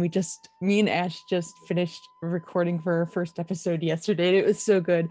So if you want a more chaotic version of me that actually relates to my name and not kind of chill, I love playing Reese though, because he's very chill.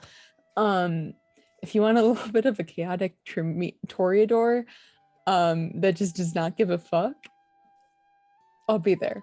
And that'll be here. So I'm excited. I'm so excited. Okay, I'm good. Abe?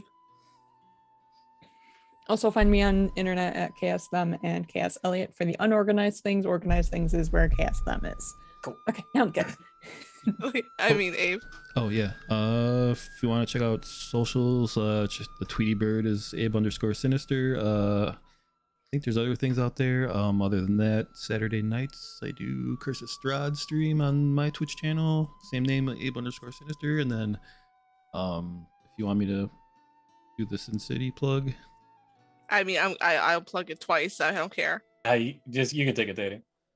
okay, I will hold off on that. And then outside of this channel, yeah, that's it. Thank you. Do you have anything, Eli? I got nothing. This is my main life right now. All my focus goes to this game. Okay.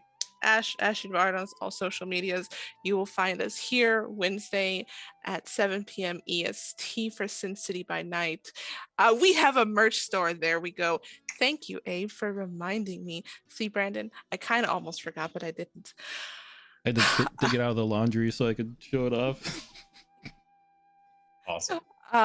You will find us Sin City by Night. As Elliot mentioned, we will have Revolt on the Rhine ran by Huddy, another VTM game, which is amazing. What else do we have? There's this, and then eventually Sin City, or not, World Tour by Night, ? We'll see what happens. But yeah, most importantly, remember, your role matters. You're not a critical failure. we here at the Bard's Playhouse love you. And remember, trans rights are human rights. And we will see you guys on Wednesday. Hi, everybody. Thank you for joining us. We'll see you next week. Bye. Bye. Smile and wave, boys. Smile and wave.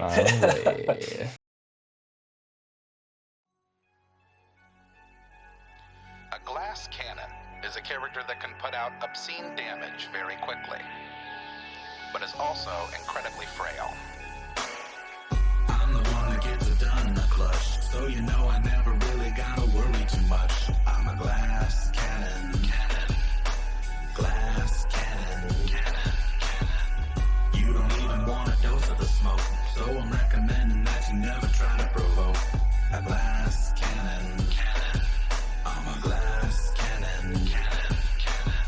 If your objective is blatant confrontation and you hate us have greatly underestimated my station, I dominate with divination, I conquer with conjuration, I'm bonkers with evocation, I'm astonishing at abjuration, patiently waiting for my invitation to help alleviate my already unbelievable reputation. No conversation, the brains of the operation, the pain of the population contained in a concentration of a spell slot. I got 27 in the clip, missiles emitting from my fingertips like warships. That's a handgun, damn son, shooting from the hip.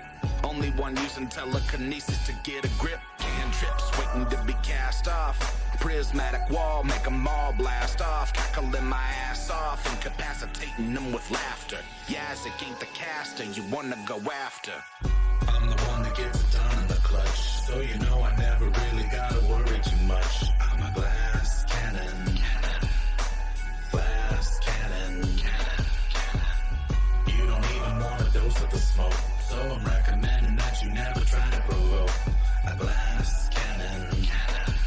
I'm a glass cannon. Anyone wanting to interfere can get weird and witness your worst fears in a 30-foot sphere. I don't care if you're a barbarian or a cavalier. Kick it into high gear, let me make myself clear. The pioneer, I can make your peers disappear. Send them to the ethereal plane as if they were never here. Cheers roaring in my ears, dearly revered. I'm happy to domineer any volunteers. Sincerely out of control, top of the totem pole. My cone of cold is free.